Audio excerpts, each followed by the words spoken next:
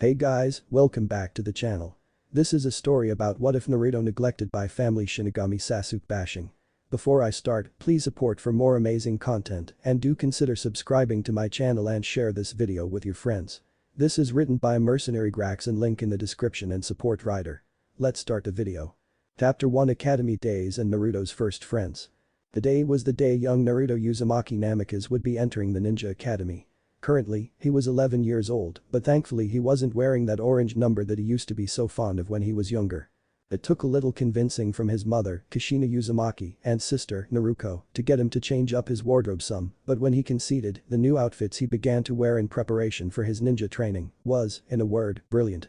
In honor of the women's red hair, Naruto now wore a deep red cape with the Uzumaki swirl pattern in orange plastered in the middle of it. He wore a black, sleeveless shirt that hugged his chest. His pants were slightly baggy and were of a dark blue color. On his feet he wore sandals quite similar to the kind worn by his godfather, Jiraiya the Toad Sage. Strapped to his back was Naruto's new sword, an Adachi specially forged for him per request of his mother. It was gifted to him just yesterday by his beautiful Reteed of a mother along with a promise. If he did well and passed at least in the top 3 of his class when the time came around, he would be given another sword of his choosing. Meanwhile, around Naruto's neck hung a gift from his sister. She was 2 years older than he was and oftentimes wore her hair in 2 beautiful pigtails. In fact, her hair was so long that it easily brushed along the ground.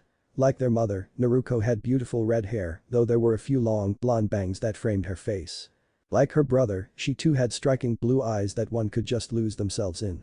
At the age of 13, she stood at about 4 feet, 7 inches tall, already growing at an alarming rate all things considered. Like Naruto, Naruko had a thing for kinjutsu and held 2 short blades strapped to her sides whenever she left home. Now, as for the gift that Naruko had given to her brother, it was a simple necklace with a beautiful sapphire gem embedded in it. The important thing worth noting about this particular necklace was the seal upon the gem. The lovely young Reteed had designed the seal herself and assured her that should he ever find himself in trouble, all he'd have to do would be to rub a bit of blood over the seal and something special would happen. Naruko's description of her gift was rather vague, but the important thing was that it made her Itato happy. After eating a hearty breakfast and getting a hearty kiss from their mother, the Uzumaki Namikaze siblings rushed out of the house, waving goodbye to Kushina.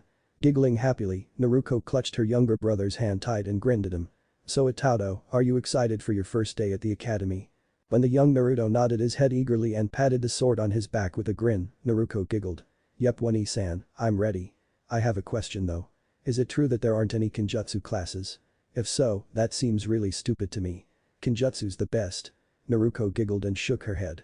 "The academy has apparently really changed since Mom and Pop's days in the academy. Apparently times of peace cause leniency in studies or some such thing. Trust me though Naruto-kun, you'll have little to no problems at all in the academy. You'll pass when the time comes easy. I sure will miss you when I become a genin though. If I have my say though, we're gonna become chunin together at Tauto." Naruto just nodded dumbly, not really paying that much attention to her as she rambled on about cookies or some such thing. Instead, his eyes had become glued to the academy building and the very many new students arriving with their families. Blinking a few times, he slowly removed his hand from his One-san's grasp and tugged on her shirt a bit. "One-san. I'm nervous. There are so many people here and I don't know anybody. You and Shikamaru are the only ones I know." Naruko, coming out of her ramblings, looked down to her at Tauto and then at the sight before them. Giggling cutely, she put a gentle hand upon Naruto's back and gave him a light push forward. "Don't act so afraid Naruto-kun. You've got more training than anyone here, even more than the Uchiha of your year. I'm not sure what he'll be like after his clan's murder last year, but if he dares to give you any trouble, feel free to let me know and I'll bop the little punk for you, okay Tauto? If he's smart, the little guy will just be happy he and his mother were spared. Mikoto's such a sweet woman, right Naruto?" Giggling cutely, she watched as Naruto nodded his head excitedly. Throughout their lives, Auntie Mikoto had been nothing but sweet to them. In fact, she oftentimes doted on them as much as her own children and often presented them with gifts. Naruto actually had a few of her gifts with him today. A shuriken set and a kunai set. It was a simple gift, but the tools were very well crafted and even to this day they were in fantastic shape. The young blonde boy practiced with them almost daily to extraordinary degrees. In fact, he was so proud of his abilities that he dared to claim he could hit his targets blindfolded if need be. More than that however was the fact that he was always trying to hold Mikoto's hand and brag to her about how awesome he was now thanks to hers and his mother's constant gifts and training. And yet, somehow, he had never met her son, Sasuke, until today. Oh how he would come to hate the Uchiha brat. Later in class. Naruto walked into his classroom after bidding farewell to his sister and looked around cautiously.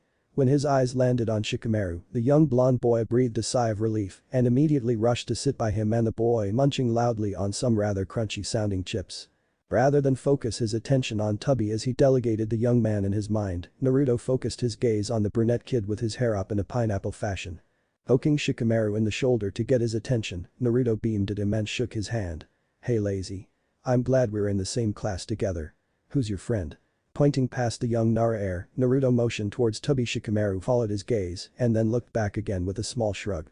"That's the Nara," yawned loudly and did his best to rub the sleep out of his eyes. "That's Choji Akimichi, one of my very best friends since early childhood along with you, of course. As I'm sure you're curious, I'll let you know who else I know in the room too, okay? Then you're on your own if you want to try and make friends with them or not. It'll be far too troublesome to introduce you to each of them." Pointing down to a pink-haired girl and the blonde girl next to her, Shikamaru nodded. "Pinky's name is Sakura Haruno. I've never really talked to her, but I've seen her a few times. The girl next to her is Ino Yamanaka. Our families know each other. After all, our dads were on the same team together when they were younger, so we kinda talk from time to time.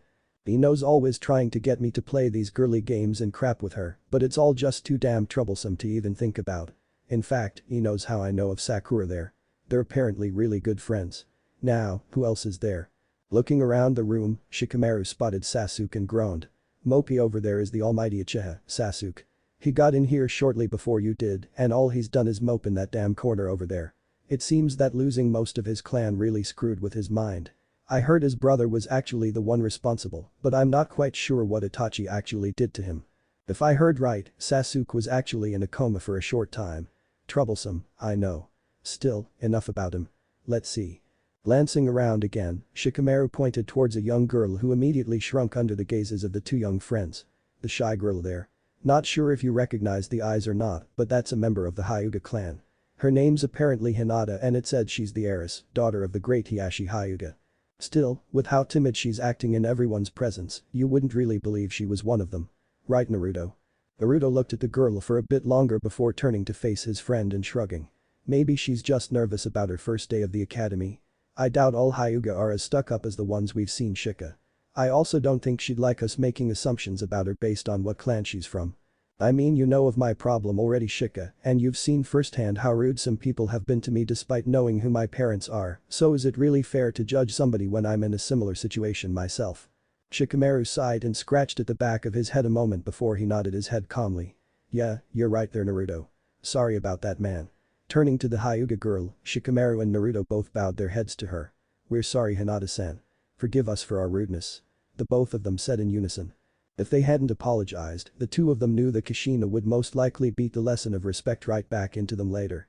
Hinata simply blushed and tried to stammer out a response when their teacher walked in and yelled at them all to be quiet. Glancing at who it was, Naruto grinned a bit. "Hey, Scarface-sensei looks kind of awesome, Shika-san. And that only got our little blonde yelled at for insulting his sensei. Oh yeah, this is going to be a long 3 years."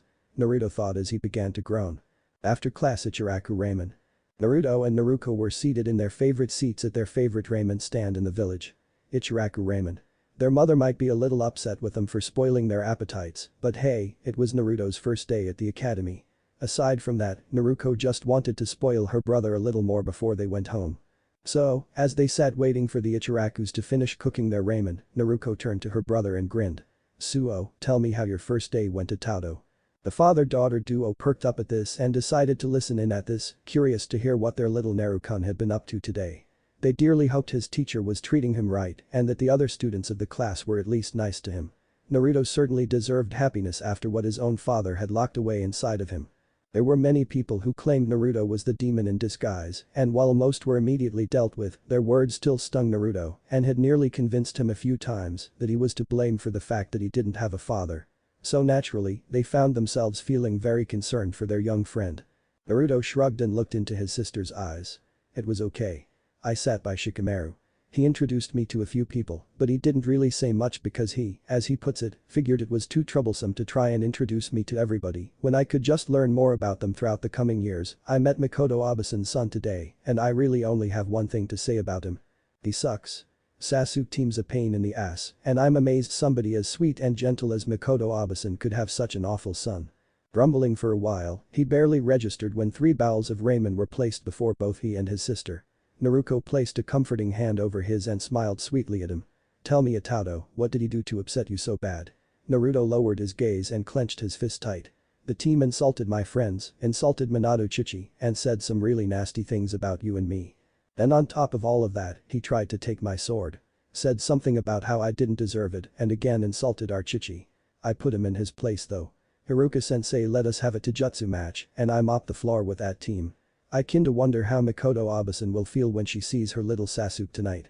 Naruto was fuming throughout her brother's tale, but at that last thought the young women and their friends, the Ichirokas, couldn't help but laugh hysterically at the image that popped into their minds when they tried to imagine a wounded Sasuke running home with his tail between his legs to cry to his mommy.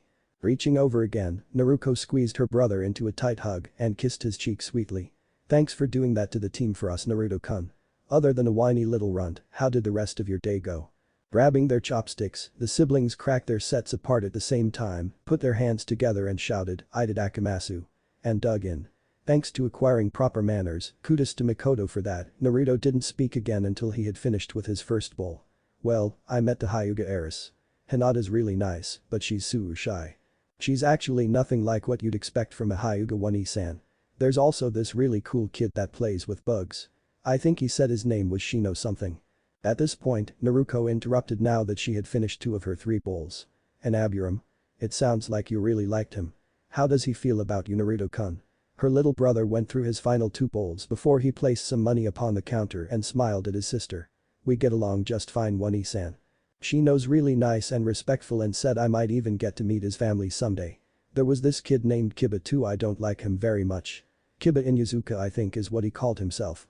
For some reason he thinks he's better than everybody else and constantly insulted me. He's got some kind of complex I think, but I'm not too sure. What do you think, one-san?" Naruto finished her bowl, paid for her portion of the meal, and rose from her seat. Gently taking Naruto's hand in hers, the two bid farewell to their friends and left the ramen stand to make their way home after his first day at the academy. "Well, Naruto-kun, I'm not really sure what to think. If I were to make some kind of judgment about him now, based solely on your opinion of him, that wouldn't exactly be very fair now, would it? I would first have to meet this young man before I could give you an accurate assessment of him. Make sense, Naruto Itato?" The young child nodded his head and smiled happily up at his sister as they began to approach their estate. "That makes perfect sense, Naruto one-san. You're still as smart as ever. I hope that I get to be like you and Ka-san when I get older. Ka-san's already an amazing ninja and you're about to graduate the academy and become an awesome genin. I want to be just as great when I'm older." Giggling cutely to herself, Naruto turned and placed a soft kiss atop her brother's head. "You are so sweet, Naruto-kun. I have one final question for you before we go inside." At the look in his eyes, she giggled more and watched as he nodded his head, curious about what her question would be. "Did you find any cute girls?" At the look that suddenly took hold of his face, the young Redeed burst into a fit of giggles and clutched at her stomach. Naruto blushed furiously and shook his head. That's not funny, Baka one-san. You already know I met some girls, but I don't think of any that way yet and you know it. Sure, Ino was kind of pretty and Hinata's cute in her shy way, but I'm not interested in anybody yet. I'm too young for that stuff. How about you? How's that boy you're always talking about, Yuga one-san?" Naruto teased back as he waggled his eyebrows suggestively. Naruto saw this and laughed harder. "You're just too cute sometimes, Naruto-kun. As for that boy, I'm afraid he's already got a girlfriend and I didn't even really like him that much to begin with. His skills are kind of sloppy and he didn't really impress me in any way. I guess he was just cute or something." Shrugging her shoulders, Naruto opened the door and smirked at her little brother. "Come on, Hishino Aoji-sama. Little prince, let's go say hi to Ka-chan and tell her how your day went. Tell her I took you to get ramen though and we're doomed. Understand?" Nodding hesitantly, Naruto followed her inside so they could spend the rest of the night happily with their mother. 1½ years later. Academy life had been fun for Naruto for the past 1½ years. Sasuke had continued to insult him, but he could never really do anything to faze Naruto anymore. All insults were now ignored, all threats were proved moot when Naruto would pummel him into the ground during taijutsu practice, and Sasuke was never able to beat him at anything. So, in essence, it was pointless to let Sasuke get to him in any way for any reason. There were some Sasuke fangirls who absolutely despised Naruto Uzumaki Namikaze for how he treated their precious Sasuke-kun, but surprisingly Sakura Haruno and Ino Yamanaka were not amongst their fan base. Instead, Ino and Naruto had become fast friends and even bonded over something as simple as gardening. As soon as Ino overheard that the young blonde boy enjoyed taking care of plants and had a small selection in his room and even in his backyard that he tended to back at home, she was practically smitten. Sure, Sasuke had his looks, skills, and that tough guy attitude that most girls their age seemed to go for, but Naruto was just so much sweeter and kinder. It was hard not to like the guy. Oftentimes, Ino would ask if she could come over to his house so they could train together or even just to talk and bond more over the many flowers and plants he had. Sakura on the other hand was a bit of a different case. She had tried to befriend Sasuke and had developed a bit of a crush on him at first, but one day things changed and she just couldn't look at him the same way anymore. Thinking back on it, the young Pinket started smiling as she thought about how Naruto had come to her rescue that day. Flashback. Sasuke-kun. I noticed that you're always sitting by yourself and you seem kind of lonely. So I decided I would sit with you today. I also brought you some homemade lunch. So would you let me sit with you and be your friend Sasuke-kun? An unusually timid Sakura asked shyly as she tried to scoot closer to the young Uchiha. Sasuke turned to her with narrowed eyes and stared at the small box she was holding in her hands. Snatching it from her hands without a word, he took the lid off and looked at the food inside. Shoving it back to her, the breeding Uchiha looked back out the window. Whatever that is, it doesn't even look edible to me. Get out of my sight, girl. You're useless to me. But that comment, Sakura looked as if she was about to break down. When it appeared as if she wasn't going to move, the Uchiha rose from his seat and looked as if he was about to strike her. That's when a hand appeared on Sakura's shoulder and both she and Sasuke froze when they saw who it belonged to. Smiling down at her, Naruto lifted up her box and sniffed the food inside. Well, despite what he says, your food may not look great, but it certainly smells wonderful, Sakura-chan. If he won't eat it, would it be okay if I had these? When the Pinket nodded slowly, the young blonde before her grinned happily and held out his hand to her. Even if you already know who I am, it's nice to officially meet you, Sakura Haruno-san. I am Naruto Uzumaki Namikaze. Grinning, he gently took her hand and helped her up and away from Sasuke. Shooting a quick glare at the team, Naruto shook his head and turned around without saying a word. Just ignore him for now, Sakura-chan. I'll gladly be your friend if you need another friend. You can even sit with me from time to time if you'd like. I normally sit beside Shika, but just talk to me and I'll gladly sit beside you whenever you want. At that, Sakura smiled brightly and hugged him tight, thanking Naruto for being so nice to her. Then flashback. Thinking back on that day, Sakura found herself blushing a bit as she looked upon the blonde Uzumaki. She was actually sitting on one side of him while on the other side, Ino was chatting away with him about something that she had completely lost track of while reminiscing about when they had first became friends. Despite all that, she soon hugged him from behind and smiled happily at him. You're so great, Naruto-kun. She giggled happily as she snuggled into him from behind, much to the blonde boy's embarrassment. Ino soon went red and began to yell at Sakura. Hey. We were talking, Sakura. Would you have to go and interrupt us like that? Sakura blinked a couple of times, but instead of apologizing she peeked her head out from behind Naruto and stuck her tongue out childishly at her blonde female friend. It's true. He's been so nice to us and I just couldn't help myself. Looking into Naruto's face, she grinned and kissed his cheek just to make him blush and torment Ino in the process. Naruto-kun, could I come by later and train with you today? You help Ino and your other friends out all the time, so I wanted to finally take you up on that offer. Is that okay? She asked with a cute little pout. In his head, Naruto knew it was impossible to say no to such a cute face and let his shoulders droop. I don't see why not, Sakura-chan, but you'll be stuck with Choji and we can get a little rough sometimes. Are you alright with that?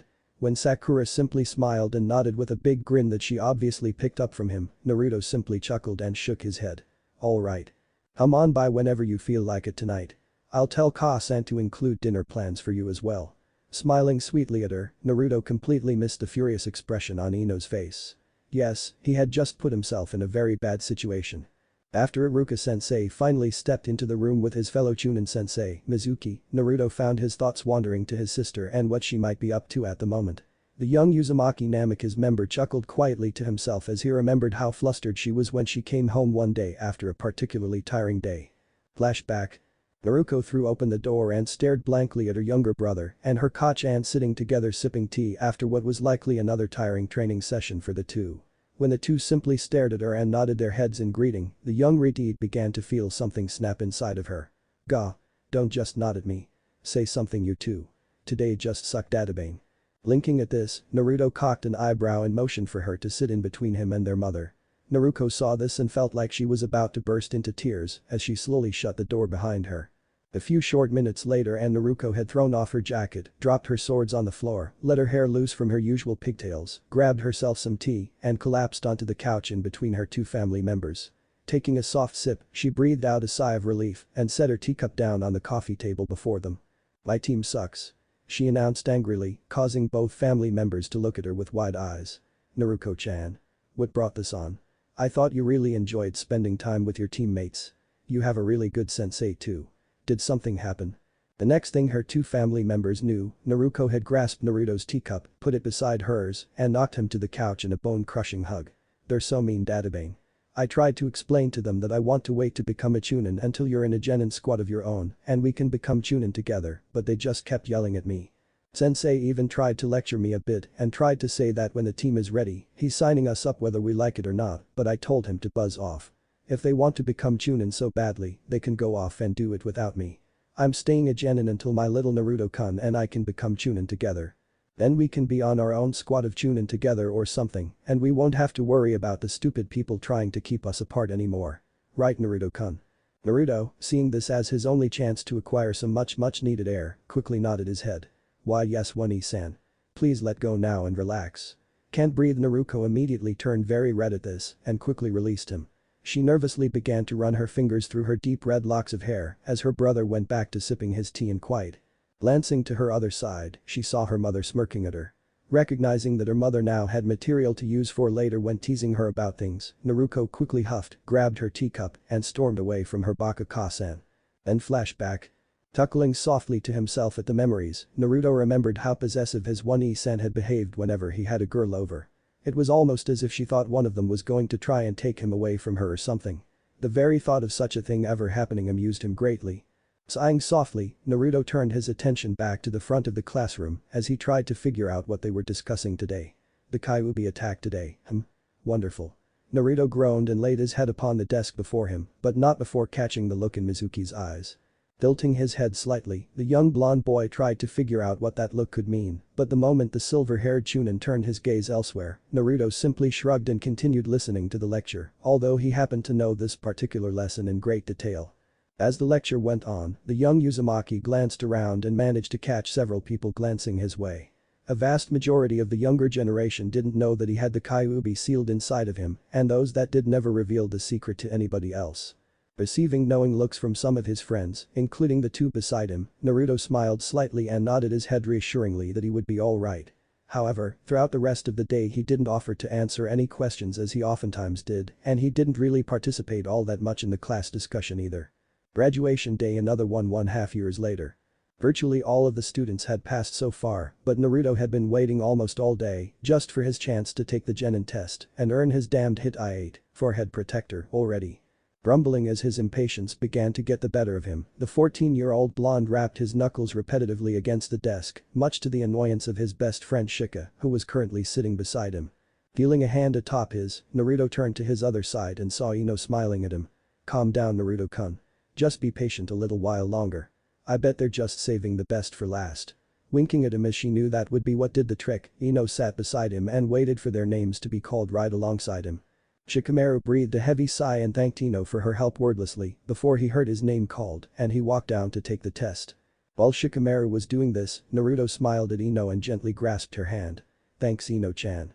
I'm just anxious today for some reason."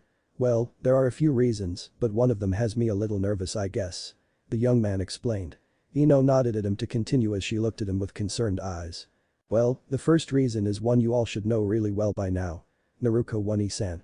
She's counting on me to pass the test with all of you so we can work towards our goals together. The second reason is I really want to pass at the top of the class.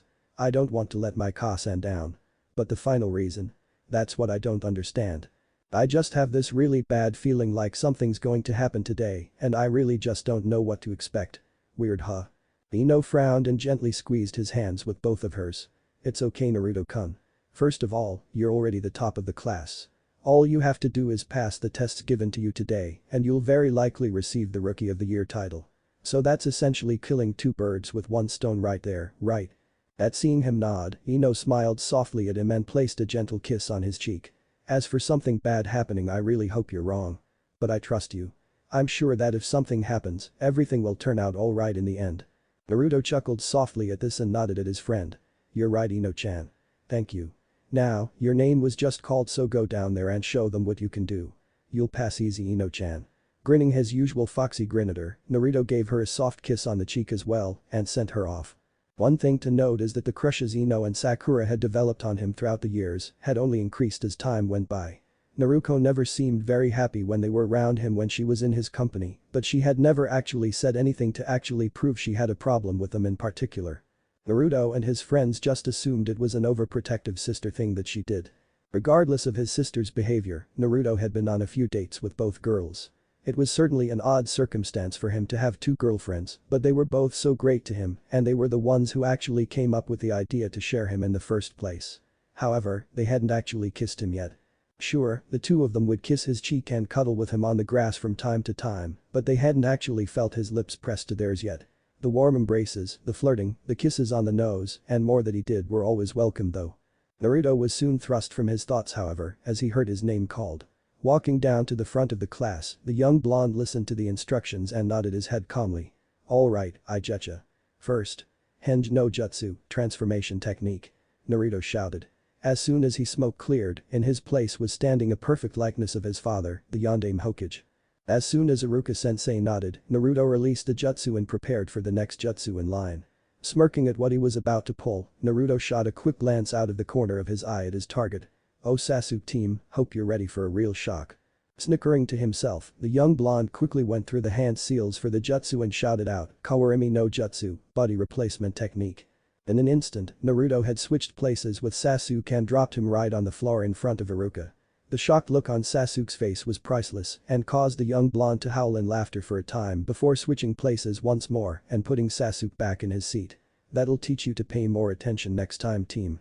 When Sasuke simply snarled angrily at him, Naruto shook his head and listened to the last request. The Bunshin no Jutsu, clone technique. This was one Naruto had originally been dreading, but with help from his mother and sister, the young man was ready for this one. Calmly nodding his head, Naruto looked up into Iruka's eyes as he performed the cross-shaped hand seal and shouted out, Kage Bunshin no Jutsu, shadow clone technique. In an instant, 30 shadow clones were spread throughout the classroom and each one began doing something different. Some of the clones began to talk with some of his friends, others were balancing kunai on their fingers, and still others were just grinning happily for some reason. Glancing at the faces of his senseis, Naruto tried to gauge their reactions as he dispelled all of his clones. Iruka's jaw was practically hanging on the floor while Mizuki snapped a pencil in rage. So do I pass Iruka-sensei? Mizuki-sensei? Mizuki grew a devilish smirk, but before he could say anything, Iruka interrupted. Why yes Naruto-kun, you pass. That's incredible. For a child your age to perform such a high-rank jutsu and then to create that many clones and still have the strength to stand even after dispelling them, I'm impressed. Very well done. Here you go Naruto-kun. Congratulations. Iruka proclaimed excitedly as he proudly handed Naruto his hit I-8. As Naruto walked off to join his friends, Mizuki was fuming inside. Damn it. That little brat just has to screw with all my plans doesn't he? I guess I'll have to get a little creative. Smirking to himself, Mizuki continued to test the others with his friend Iruka as he went over how he would use little Naruto later tonight. Nighttime, forest surrounding Konoha. Naruto clutched the Fukin no Sho, scroll of seals, in his arms and chuckled softly to himself as he landed in the designated meeting spot that Mizuki had informed him about. The young Uzumaki knew this was a trap, but he also wanted to use this moment to capture Mizuki before he could cause any real harm to the village. Still, that didn't stop him from taking a look through the scroll and copying everything on it into a blank scroll of his own for later perusal. A short time later, after he managed to fully copy the Fukin no Sho, Naruto rolled it back up again and glanced to the side as his sensei, Iruka Yamino, hopped into the small clearing. Deciding to play dumb and feed Iruka the crap Mizuki had fed him, Naruto quickly regaled him with everything Mizuki had said. Iruka listened intently as Naruto explained how Mizuki said that if he stole the Fukin no Sho and learned at least a single jutsu from it, that he would get to be on a team with Naruto.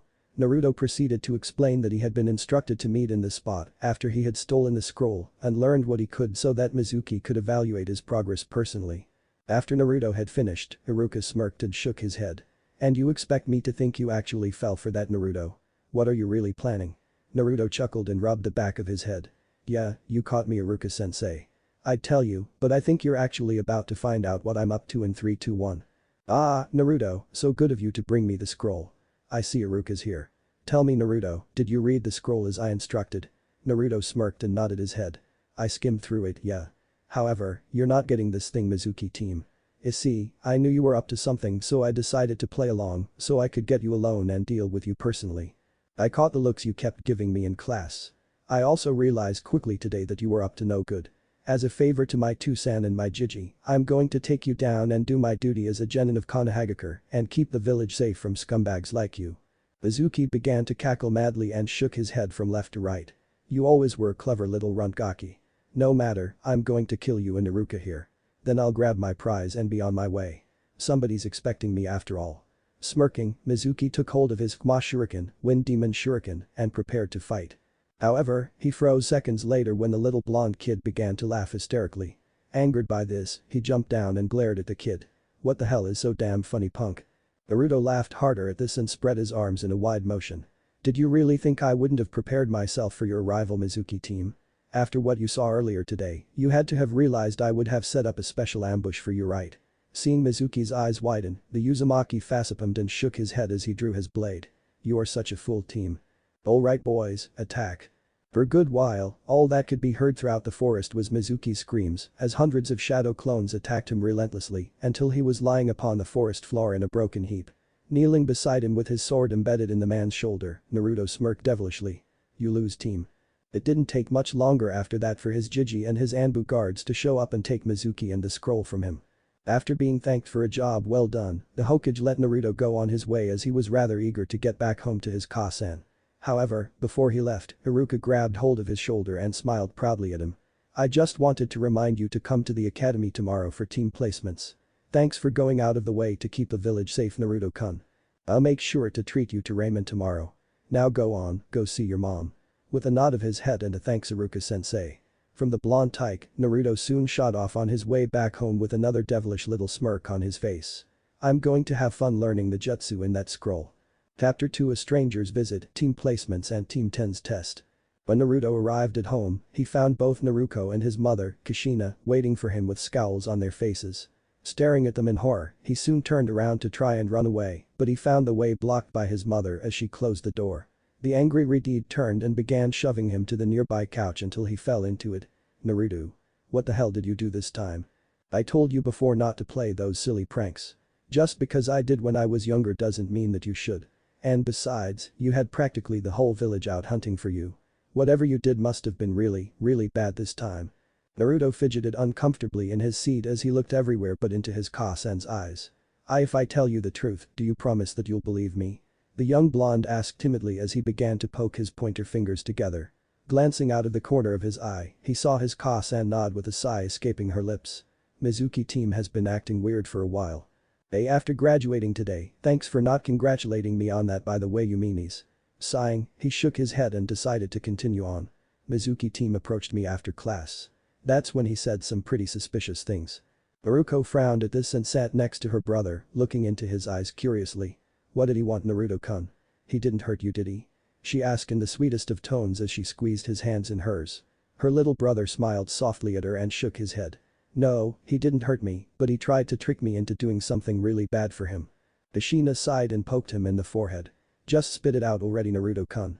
You don't want to keep your Kasen waiting now, do you? She asked as an evil smirk made its way upon her face. This effectively made the young blonde gulp nervously as he decided to spit it out, lest he suffer her wrath. Mizuki team wanted me to steal the Fuin no show for him. He tried to convince me that if I did that then I would be able to be on a team with Naruko Wani-chan. Naruko chuckled softly and shook her head. As nice as that would be, it won't happen until we're at least Chunin Naruto-kun. His sister said with a small smile on her face. When he just looked at the two of them with a stern expression on his face, her eyes widened somewhat as she stared at him horrified. Naruto, you didn't. Naruto chuckled again and rubbed the back of his head nervously. I figured it was probably the easiest way to trap Mizuki team and prove he was a traitor. So I stole the scroll and went to the designated meeting spot. I set up a trap for him and waited. Iruka-sensei showed up and we talked for a bit, then Mizuki team came, said some crap, and I proceeded to beat the crap out of him. Digi showed up with some of his guards shortly after, and I gave him the scroll, while Mizuki team was dragged off. So you see, I didn't really do anything all that bad. I was actually doing what I could to help protect the village. You're not mad at me, are you? He asked the two most important females in his life. Naruto smiled softly and kissed his cheek before hugging him tight. Why would I be mad at my cute little brother? You're awesome dadabang. You took down a chunin that would have hurt you given the chance. I'm not happy you stole the scroll, but Hokage-sama forgave you and nobody's actually trying to do anything to you now, so I'm okay with it. How about you, Ka-chan? Kushina sighed and shook her head before bonking Naruto on the head somewhat roughly. You baka. You couldn't have thought of some other way to trap him instead of pulling something reckless like that. What if he had actually managed to take the scroll and escape from you? What then, dadabang? Did you even think about that? She lectured him with her voice raised high. Naruto sighed and rubbed the top of his head, grumbling under his breath about his ungrateful, stupid Ka-san. When she looked about ready to hit him again, he raised his hands up defensively and shook his head. Gomenasai Ka-san, but I had faith in my abilities. I knew I couldn't lose to him. You and One-chan, Iruka-sensei, and others have all trained me and taught me so many things. I thought you'd have more faith in me. Sulking somewhat, Naruto rose from his spot on the couch and brushed past her, slowly making his way to his room. Kushina didn't say anything to him, but she did shake her head and sigh in frustration. While her son did have some points, she was also extremely worried about him. He could have been in some serious trouble, and that worried her deeply. Despite being a genin now, he was still her little Musuko son, and she loved him very dearly. In fact, she was still thankful to be alive. The Shinigami gave her a second chance to stay with and nurture her dear Musuko into a fine young man. He was well on his way to becoming a great shinobi, but no matter what, she would always worry about him as any mother would. Just knowing the fact that he pulled such a dangerous stunt tonight just did not sit well with her. Naruto looked between her Ka-chan and her Itado and frowned deeply. She wasn't sure what to say, nor was she sure what to do. She wanted to go comfort her dear Itado, but at the same time she didn't want to upset her Ka-chan. Of course, that didn't mean she wasn't furious with her Ka-chan at the moment. So as soon as she heard Naruto's door close, she rose and glared harshly at her Ka-chan. How could you do that, Ka-chan? Naruto-kun did what he did for our sake just as well as for the village. He risked a lot with that plan of his just to bring a criminal to justice. You should be proud of him, not upset with him. Naruto-kun he just wants to make us proud of him. He wants to keep us safe. My Itado's a great guy, Ka-chan. He's one of my absolute best friends and you heard him just now. I thought you were better than that. The young Redeed lectured before rushing off to her room to cool down. Kushina Uzumaki sighed and plopped herself down on the couch. She threw an arm over her eyes and took in a few deep breaths to calm herself. Oh Minato-koi, I wish you were here. I'm trying my best, but I still make mistakes. I love our children so much, but I just don't know what to do sometimes. Naruto-kun's so reckless sometimes and I just don't know what to do with him. And Naruko-chan is so upset with me right now. She's so close to her brother. In fact, she's insanely overprotective of him that she'll even snap at me if I hurt him in any way. I bet if anyone ever hurt him, she'd slam a Rasengan, spiraling sphere, so hard into that person's face she'd end up killing them. Chuckling softly at her thoughts, Kushina felt a familiar presence and soon turned her gaze, freezing slightly at the sight she saw. Shinigami-sama. The Shinigami nodded calmly and slowly took on a more normal appearance. Despite generally being considered a god whose gender is unknown, though it could be said that the Shinigami had no true gender. This god generally chose to take on the shape of a female human dressed in a rather fancy grey kimono with silver lining running around the edges and dark greyish-red rose patterns adorning the majority of her kimono. With a sigh, she sat down beside Kushina and smiled softly at her. Kushina, you need not worry so much for your son. I already gave you my word that day that I would watch over him, but I haven't really had to thus far. Your son is quite the interesting individual. I could sense something special about him the moment I saw him, but growing up without a family would have tormented him terribly. I took mercy on the boy and to a lesser extent, you as well, Kushina. Now, before I say anything more, do you remember our deal? Irideed sighed and nodded her head slowly. Why yes, Shinigami-sama. I remember. I assume you are here to take what you want now. The female Shinigami simply giggled softly and shook her head. No, no my dear Kushina-san. When I am needed, only then will I reveal myself to your son. In the meantime, I am more than content to let you watch over him and tend to his needs. However, when I do reveal myself to him, I will leave the choice up to him. Despite being a god, I do not wish to force my will on your son. Naruto-kun is a good boy and it just wouldn't do to go bothering him with this too soon. I simply wanted to check on things and tell you to buck up. Your children don't hate you and you've done a fantastic job thus far of watching over your children. I already promised that your family's souls will be safe until I deem that it is time for me to reap them from you. Now, go get some sleep. I have some business to take care of. Take care, Kushina-san. With that, the Shinigami took on her usual visage and disappeared, leaving Kushina to stare blankly at where she had just been mere moments before. I will never get used to that. Just appearing whenever the hell she wants out of thin air. Gah. Who does she think she is? I still don't know why she took such an interest in my precious Musuko. Please be safe, Naruto-kun. I don't want you to have to meet her too soon. The next morning. As Naruto stepped into the kitchen the next morning to get himself some food, he saw his Ka-san standing there. Upon noticing her, the youngling lowered his head and sighed softly. Hi Ka-san. Good morning. I'll eat breakfast and go. As he tried to step by her, Kushina placed a hand upon his shoulder and stopped him.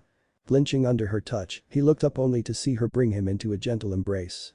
Ka-san. The menace. Naruto-kun. I am proud of you. I always have been. But a mother will always worry about her children. Do you understand, Musuko? When he simply nodded slowly and sniffled a bit, she smiled softly and gently wiped away his tears. Now, don't you remember when I promised that if you graduated in the top 3 of the class, that I would give you a sword of your choosing? Well, a friend you haven't met yet wanted me to give you this as well. She said it's for going the extra mile and making her proud. So here, Musuko. Naruto watched curiously as Kushina unstrapped a sword from her side and placed it into her Musuko's hands. She called it Shai no Taki, Death's Touch. She said that she would teach you more about this sword at a later time, so for now stick with your current sword, alright Musuko? Seeing him nod as he strapped the medium-length sword to his side, Kushina smiled and kissed his forehead. Now, well, you're out today, I want you to think on what kind of sword you'd like me to get you. We can either have it custom made or we can purchase one. I'll take you to the store later, okay Musuko? Seeing him nod once again, the redeeted mother gently patted him atop his head and went to cook him a healthy breakfast. Later at the academy. As Naruto stepped into the classroom, his thoughts were split between 3 different things. The first 2 of these things tied in with what his Ka-san said earlier. First, he couldn't stop thinking about the new sword he was given. He kept wondering who his Ka-san's friend could be and why she was so interested in him and his progress. Aside from that, young Naruto couldn't help but imagine all the different kinds of swords there were and what he'd like. At the moment, he couldn't truly decide on anything. Figuring it would be best to simply check out the weapons store first, he put that particular topic of thought aside for now. Moving to sit between his girls, Naruto leaned his head back and stared at the ceiling. Sakura-chan, Ino-chan. Do you think we'll get to be on a team together? They looked at him curiously for a moment before both nodded and smiled at him. All we can really do is hope, Naruto-kun. We'd both love to be with you on a team together, but there's also the possibility that neither of us will get to be with you, Naruto-kun. Whatever happens, I'm sure we'll be okay. If, by some serious stroke of bad luck, neither of us gets to be on a team together and we're all separated, then we'll have to try and make time to meet up and spend time together when we can. So don't worry too much, okay? Ino said before she leaned on his shoulder and closed her eyes. I'm sure it'll all work out just fine. Sakura nodded in agreement and smiled as she gently squeezed Naruto's hand in hers. As she went to say something, she noticed something new and smiled. Is that the sword your mom promised you, Naruto-kun? Naruto noticed her gaze and shook his head, smiling softly at her. No, this is a gift from somebody else. Ka-san says a friend wanted her to give this sword to me. Apparently it's called Shai no Taki, but I don't know much about it yet. I've tried to draw it from its sheath a few times, but it just won't come out. Ka-san said that her friend will teach me about the sword later sometime, but I don't know when that'll be. Both of his girls looked at him for a moment and then stared at his sword. That's really odd, Naruto-kun. How are you supposed to be able to use that sword if you can't even draw it from its sheath? Sakura asked as she looked into her boyfriend's eyes. Chuckling, the blonde just shook his head and shrugged. I honestly don't know. It might let me draw it in times of battle, but I really can't be sure. We can talk about it more later, Iruka's just arrived. Nodding his head to the door, Sakura and Ino both turned to see Iruka walking through the open door to his desk. Nodding their heads, they clung to their boyfriend and waited to hear who would be on whose team. Iruka glanced towards Naruto and nodded at him with a smile before he took his seat and breathed a deep sigh. It's still a little hard to believe all of what happened last night. I'm glad it all worked out in the end. Taking a deep breath, Iruka demanded that his class be quiet and he began to give his speech about how he was proud of each and every one of them and how he wished them the best of luck in their careers. Upon finishing, he nodded his head and began to announce the teams. A short time later. Teams 1 through 6 had been called thus far and Naruto found himself yawning by now. He and Shikamaru both were in the same position with their heads laid upon their arms which were folded on the desks before them both. The two of them had their eyes closed, but neither of them was actually asleep.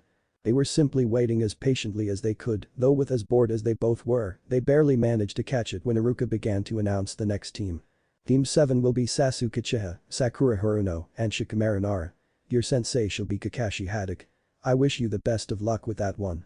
Chuckling to himself, Iruka was about to list off the next team when he heard two heads hitting their desks with a loud thunk. Looking back up, he saw both Sakura Haruno and Shikamaru Nara groaning and complaining. "No, why him? Why do I have to be on a team with that jerk?" Sakura complained quietly as she felt Naruto massaging her shoulders. Lifting herself, she clung to him and laid her head back against his chest. "Shika and I might just end up killing that guy Naru-kun. This sucks." Naruto chuckled softly and just ran his fingers through her beautiful pink hair. "You'll be fine. And even though I'm certain that Ichiha is probably gay or something, I want you to make me a promise. If for some reason he ever hits on you, let me know so I can cut off his balls." Sakura laughed and nodded her head. "Definitely Naru-kun." Shikamaru on the other hand just looked at Sasuke and grumbled. "Sakura I'm fine with, but Mr. Arrogant. Does anyone really want to be on a team with this guy?" Choji chuckled and patted his back. "You'll be alright buddy. Sakura and you can handle it. Just try not to murder him too badly later, okay?" Shikamaru chuckled to himself and shook his head. "Nah, it'd be far too troublesome to hide the body. Worse than that would be trying to deal with the council after it was done with." Smirking, he glanced into Choji's eyes and they shared a small laugh together. Iruka shook his head and chuckled at his students for a bit before continuing on. "Teammate is Kiba Inuzuka, Hinata Hyuga, and Ino Yamanaka. Your sensei will be Kurina Yuhi. An ice queen and yet quite the beautiful woman. I'm not sure whether to be happy for you three or worried." The Chunin thought to himself quietly. Ino pouted and clung to her Naru-kun. "I know what I said before, but this sucks Naru-kun. I was really hoping we'd be on a team together." Naruto laughed lightly before kissing her sweetly to calm her down. "It will be alright Ino-chan, I promise. How about we all meet up for dinner later after we've met our senseis, settled into things, and whatever else we're supposed to do. I'll pay while you two decide where to go." When Ino kissed him and agreed with that idea, he smiled and listened for Iruka to call the rest of the teams. Team 10 is Naruto Uzumaki Namikaze, Shino Aburam, and Choji Akimichi. Your sensei is Asuma Sarutobi. Well, that's certainly an interesting team. I wonder how these teams were decided. They must have been picked this way for some reason. With a shrug of his shoulders, Hiruka Yamino nodded his head and went on announcing the rest of the teams and giving a few finishing words before he sat down and started taking care of a little more paperwork. Half an hour later. Naruto was busy chatting away with his two girlfriends when the door slid open again.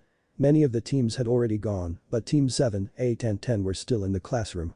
Glancing at the door, the teams watched as two individuals stepped into the classroom. One was a rather beautiful woman with beautiful crimson eyes and long black hair that looked to be as smooth as silk. The other was a man with a rather scraggly beard, dark eyes, and a lit cigarette in his mouth. Naruto eyed the crimson-eyed beauty for a moment and grinned inwardly, not daring to show it on his features for fear of facing his girlfriend's wrath. That woman is a babe. Jiraiya would absolutely love to see her. Chuckling softly to himself, he nodded his head calmly. "I guess that's your sensei Ino-chan. And that must be my team sensei. Asuma Sarutobi. I could do without the smoking habit, but I'm sure he's got some pretty good moves.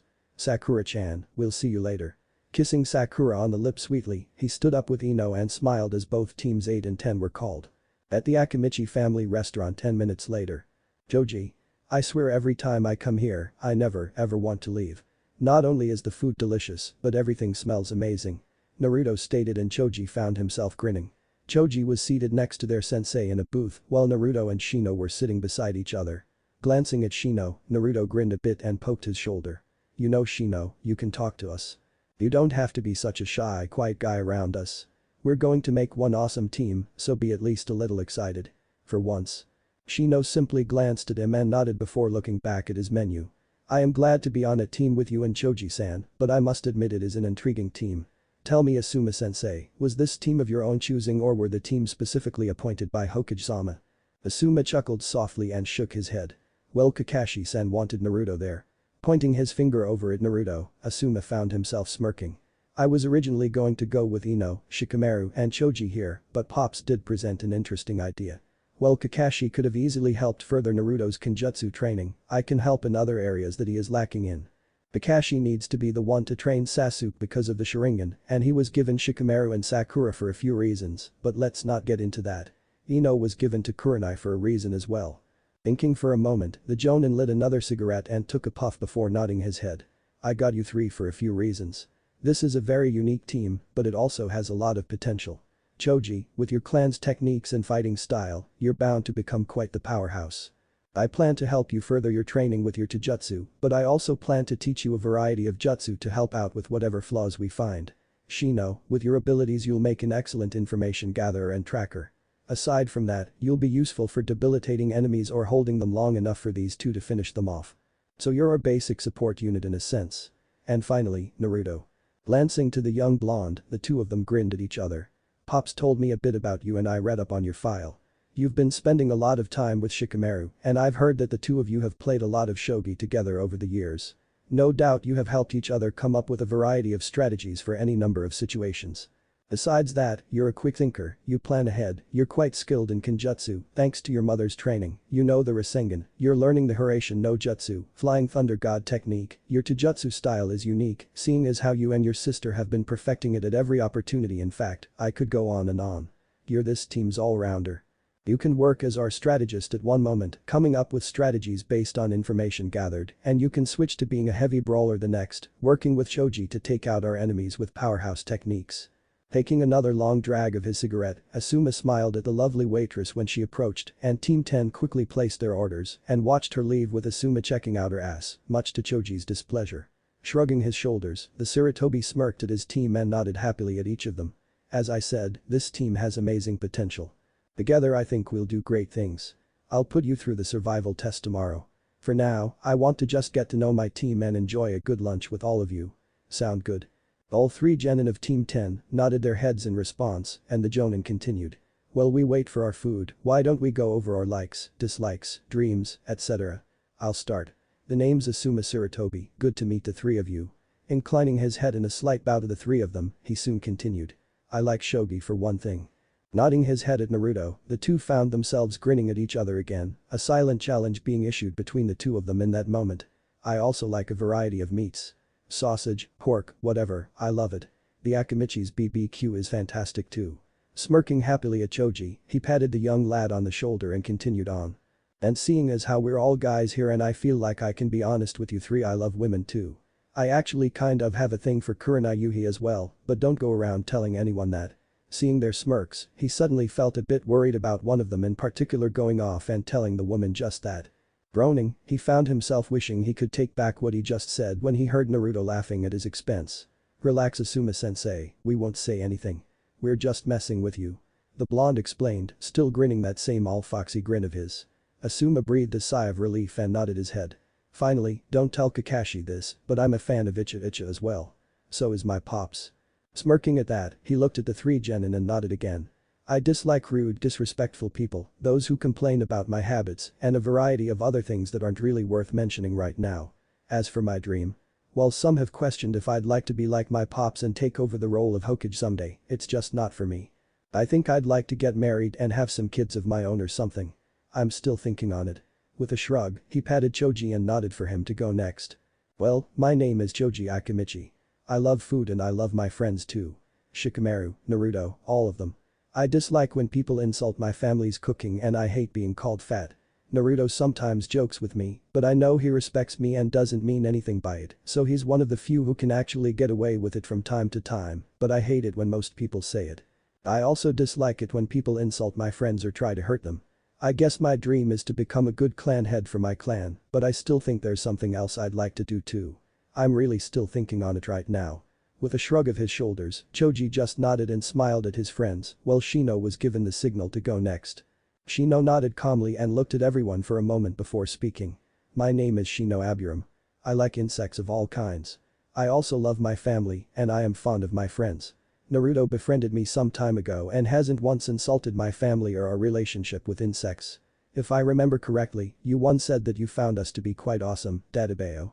Naruto grinned and nodded at that while Shino cracked a rare smile before nodding and continuing on. I dislike those who insult my family and I dislike those who mistreat insects. There are many insects that actually benefit the world and don't mean harm to anyone or anything. My dream right now is to one day succeed my father as clan head. I would also like to see insects regarded better in society. Asuma nodded at that and then turned to Naruto, waving his hand for the young blonde to speak up. Nodding his head eagerly in response, Naruto began. My name is Naruto Uzumaki Namikaze Dadabeo. I like all kinds of things. Kenjutsu, swords, my Ka-san and One-E-san, my girlfriends Ino Yamanaka and Sakura Haruno, my friends, ramen. Yeah, lots of things. I dislike being called demon by the idiots that actually do. Narrowing his eyes at that, the blonde clenched his fists tight before sighing heavily and staring at the table.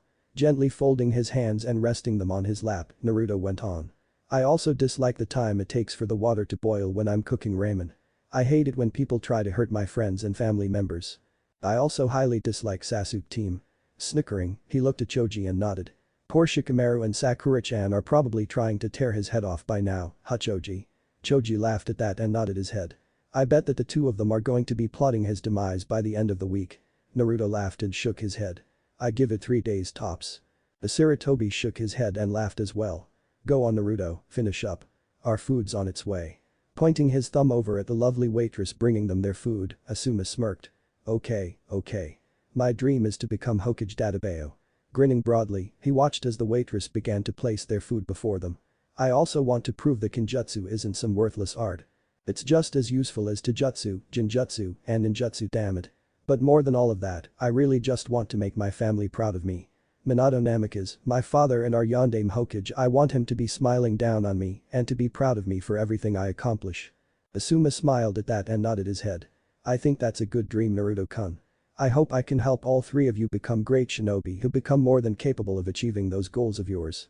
Now, let's eat and then we can all leave and prepare for tomorrow. Nodding once more, the 4 of them went about eating their delectable-looking meals while conversing about different subjects the entire meal. Later that night Uzumaki Namikaze's estate. After returning home from his date with Sakura and Ino with a huge smile on his face, Naruto was met with the sight of his Ka-san standing there staring at him with a grin. Blushing a bit under her gaze, the blonde rubbed the back of his head and smiled as he looked away. Hey Ka-san. Sorry I've been gone for so long. As he thought back to the date, Naruto suddenly began to giggle. Kushina cocked an eyebrow as she stared at him and frowned. Upon noticing this, he quickly waved his hands to try and soothe her. Ka-san, we didn't actually do anything like that, I promise. They just kept kissing me. And they played with my whiskers a bit too. It tickled. Kushina sighed and shook her head. It's a good thing Naruto-chan's out on a mission right now or she'd be absolutely furious right now. She isn't happy that those two are stealing all of his attention away. Chuckling to herself, the beautiful Ridid walked over and gently grabbed her Musuko's hand. Tell me Musuko, have you decided upon what you would like your new sword to be? Naruto shook his head and smiled at his Ka-san. No, but I have decided that I would like to visit the weapons store with you tomorrow after we're done with team exercises or whatever. I want to check out the various swords there. I figure that something might jump out at me and sort of scream. I'm the sword for you. You know. Kushina giggled cutely and nodded her head. I think I understand Musuko. Now, why don't you sit down and tell me about your day? And with that, Kushina led her son to the couch and sat him down with her as they began to go over the events of the day. The next day noon Team 10's training ground. When Asuma arrived at the training grounds, he was greeted to the sight of numerous potato chip bags scattered about the ground, Naruto sleeping with an Icha book covering his face, probably gifted to him by his godfather, and Shino was having a conversation with Choji about food of all things. It was an odd sight for him, but he soon found himself chuckling. Choji, clean up your trash. After you're done we can start the test. Nodding with a yes Asuma-sensei. Choji set off to work. After a few short minutes of Choji picking up and properly discarding his trash, the genin were seated before their sensei, simply waiting for him to explain the test they would have to face. Looking into each of his genin's eyes, the kind-hearted Sarutobi nodded his head and closed his eyes after a time. I can tell you're each skilled in your own unique areas. The first thing I'd like to do is test each of you individually. First up is you Choji. Standing up, Asuma walked a short distance away and from the group and raised a finger, moving it in a motion that says come here. Choji groaned and rose to his feet, following after Asuma. Standing a short distance from the jonin, the young Akimichi heir nodded his head and prepared himself. Asuma turned around to face him and smiled kindly at his young genin student. Come at me with everything you have Choji-kun. I'll tell you when you can stop. Now, Hajime. Choji nodded slowly and got into his family's taijutsu stance before dashing forward and throwing a series of punches and kicks at the taller man, only to have each of his strikes blocked. Asuma soon struck out with a blindingly fast kick and sent Choji tumbling along the grassy ground. Quickly flipping himself back onto his feet, the young Akimichi frowned and took a deep breath, letting it out slowly. Okay, so that won't work. I wonder if that'll help any. Asuma smirked as he watched his young genin student go through two-hand seals. Alright Choji, that's what I was waiting for. Show me the power of that technique. Then I can determine where to go from here. Choji shouted out, Baiken no Jutsu, multi-size technique. and smiled as his body expanded until he looked like a giant round ball. Within seconds after that, he shouted once more. Nikiden Sensha, human bullet tank. The extended body parts were instantly sucked into the ball that was now Choji. Asuma smirked at this and watched as the young genin rolled towards him at a rather incredible speed. Not bad, Choji-kun. Let's see what you can do with this technique. For a few moments, Asuma dodged out of the way, only to find that the Akimichi heir was able to turn himself around and continue with a rather unique taijutsu attack. Impressive. It's not easy for one to turn when using that kind of attack. You must have been working with your friends on this, Choji-kun. Smirking to himself, the Sarutobi stopped and began going through hand seals. Let's see how you handle this. Futen. Higeshi Kazeno Cabe, wind release. Violent wind wall. Slamming his hands to the ground at his feet, everyone was stunned to see a visible wall of wind erupt in front of their sensei. Choji hit it at full force and, not surprisingly, was soon thrown back, his jutsu cancelled. Screaming out in pain as various minor cuts appeared all over his body, the young Akimichi hit the ground before his friends and struggled as he tried to stand. Asuma soon appeared beside him and placed his hand on his shoulder. Relax, Choji-kun. You did well. You actually managed to avoid most of the damage that jutsu could have caused. I'm proud of you. Now take a rest. Shino-kun, you're up next. As Shino and Asuma walked away to begin their spar, Choji sat beside Naruto and rubbed at some of his wounds. They might not look like much, but these cuts hurt like hell. If I hadn't tried to match the rotation of the wind at least somewhat, I'm sure the damage would have been much worse. I got lucky. Naruto grinned and patted him on the same shoulder Asuma had just seconds before. You did great, Choji. Don't feel bad, okay? I'm sure you'll be feeling better later. Just in case though, we'll take a trip to the hospital and have some of the medic nin take a look at you. Sound good? Choji nodded and thanked his friend as they turned to watch Shino's match. Shino and Asuma bowed to each other before the bug user began to look over his opponent. From that last attack in the spar with Choji, it's probably safe to assume that he's a Futen specialist.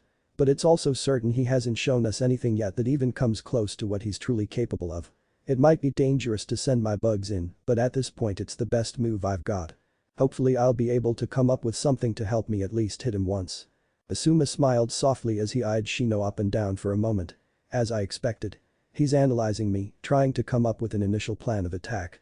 Shino's the type to think things through first and then make his move. If I had to guess, he's most likely the kind to trap his opponents using a superior strategy, quite similar to the Nara's. Alright, let's start this and see what he can do. Alright, Shino-kun, Hajime.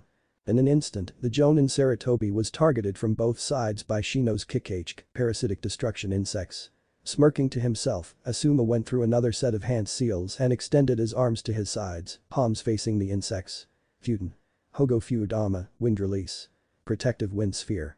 Within seconds he was surrounded by a sphere made of pure wind, the insects that had attacked him being shredded upon touching the jutsu, while others were sent off course by the powerful winds. Shino frowned and called back his Kikage. Damn. That's what I thought.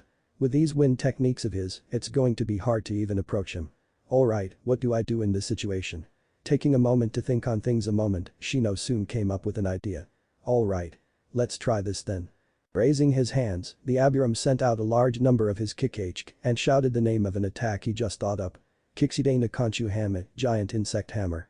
In a matter of seconds, all of the insects took the shape of a giant hammer floating over Asuma's head. The Jonin looked up curiously and frowned. What's he doing now? Why would he try that? A sudden look of realization dawned on his face and he quickly poured more chakra into his technique to prepare himself. Within seconds the hammer slammed down atop his jutsu and the Jonin found himself sinking into the ground, a crater forming around him. NNGH. That was mighty clever of you, Shino-kun. Quick thinking on your part. Combining them together and enforcing them with your chakra to increase the pressure of the attack and keep them safe, very good. Call it off, I've seen all I needed to see. Shino soon stopped the attack and recalled his insects. Nodding at his sensei, Shino returned to his teammates and sat between them. Asuma looked at them and grunted a bit as he pulled himself out of the crater. That's not a technique I've seen used before. Therefore, is it safe to assume that you just made that up? The Abiram nodded slowly and decided to listen to his sensei's input. It was clever, but it needs refining. With your ingenuity, I'm sure we can come up with many more techniques for you to use in the future. You'll have plenty of opportunities to practice your techniques, and I can even help teach you a few other things that will help with your attack style. Now, Naruto, you're up. Nodding, the blonde boy stepped up and walked away from his friends. Stopping a short distance from his sensei, he bowed low to him before getting into his own, unique taijutsu stance. So, going to start off with Taijutsu, eh? Alright Naruto, show me what you've got. Hajime. And with that, Naruto was off. Moving quicker than Choji had, the blonde threw punches and kicks as fast as he could, all of them either being blocked or dodged by the Jonin sensei. Seeing that his attacks weren't connecting, Naruto flipped backwards out of the way before Asuma could strike him with a punch. Smirking to himself as he decided to try something a little different, he put his fingers into the familiar cross shape. Kage Bunshin no Jutsu. In an instant, 5 Naruto clones appeared and all 6 Narutos had the Jonin surrounded. Soon, each of them was coordinating their attacks as they continued with a Taijutsu assault. After some time and some very close calls, the Jonin Sarutobi kicked it up a notch and dispatched all of Naruto's clones before kicking him off to the side before he slammed into a tree fairly hard. Looking at him, he watched as the blonde Uzumaki Namikaze rose to his feet and took hold of his first sword. Alright, I guess it's time to test your Kenjutsu next. Sounds good to me. Taking hold of his Shakura TM, chakra blades, the wind user poured his wind nature chakra into the blades and prepared for the next phase of Naruto's test. Sighing to himself, Naruto glowered at his sensei. Shoulda known you'd have something else up your sleeve, Asuma-sensei. You're not going to make this easy for me in the least, are you? Seeing Asuma smile at him, the blonde nodded and shrugged his shoulders. Ah well, what's the fun unless I can see the true difference between our abilities? I want to see how far I have to go after all. Obviously I don't match up yet in Taijutsu, so it's time to see how my Kenjutsu fares. Flipping his sword around and holding it at his side with the blade pointed behind him at the ground, Naruto began to pour his chakra into the blade before he blurred out of sight. Asuma's eyes widened a bit as he watched Naruto move. Raising up one of his chakra blades, he blocked Naruto's blade only to wince as he shouted out a Kenjutsu technique. Shoujikiha Sarasu, Shockwave Slash. As soon as he applied more chakra through his blade, the Jonin was sent flying back due to a powerful shockwave that was shot forth from the underside of the blade. Flipping through the air, Asuma landed down and huffed for a moment before he began to chuckle. I have to admit Naruto-kun, you caught me off guard with that one. Very good. Now let me show you a trick of mine. With a smirk, Asuma pumped more of his chakra into his blades and shunshined closer to Naruto. The young man blocked the blades a few times, but soon found his sword flying out of his hands due to an attack he couldn't see. Before Naruto could do anything in response, Asuma shouted out and began his next attack. Senkinchiki, Flash Crossover. In an instant, it was over. After a quick series of punches, Asuma slashed his blades in the air before Naruto and blasted him with cross-shaped wind chakra. I took it easy on you there Naruto. If I had wanted to, you would have been dead right now. Watching as Naruto struggled in an attempt to rise, Asuma walked over and slipped his blades away before offering him a hand. That's enough for now Naruto. Come, let us retrieve your sword and then we'll begin the next stage of the survival test. The blonde nodded his head and sighed sadly. That attack you chose to use the wind rather than your blades at the end. It's true what you said. If you had wanted to, you could have killed me easily. I still have a long way to go. Asuma frowned at him as he picked up and handed the boy his sword. You shouldn't act so down Naruto-kun. You did well. Really well. In fact, all 3 of you did great. So buck up, take a moment to relax, and I'll go over the details of the next part of the test. As Naruto sheathed his sword and sat beside his friends again, the 3 looked at each other and then back at their sensei to hear what came next.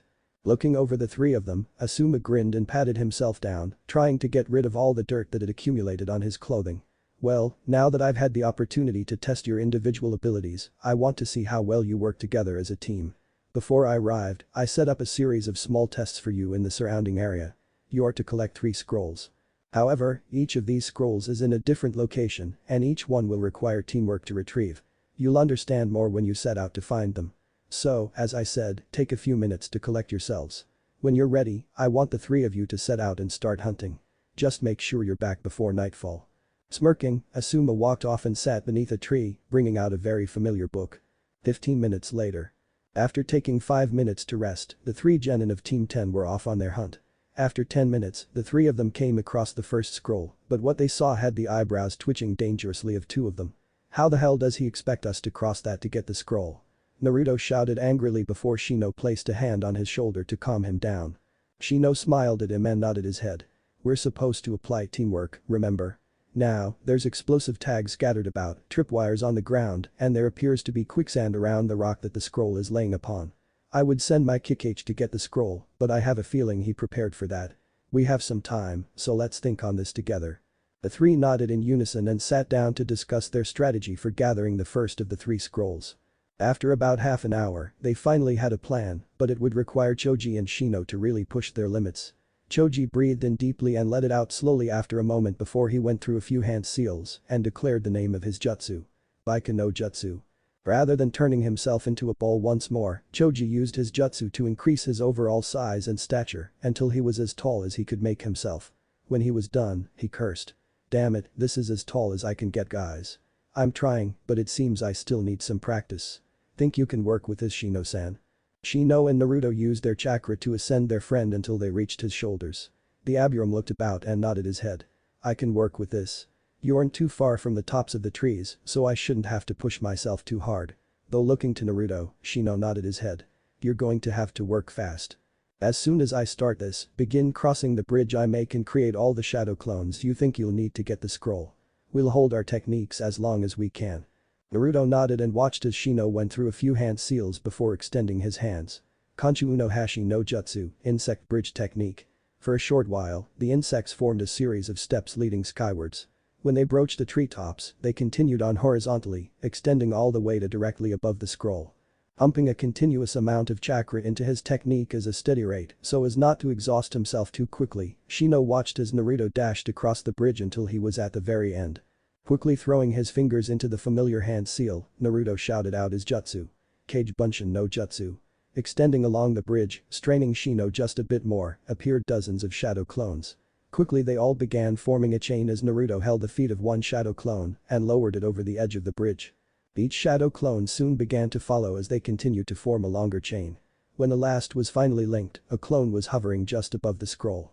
Reaching out with its hands, the clone swiped at the scroll a few times before snatching it and shouting upwards. I've got the damn thing. Pull me up before the techniques collapse.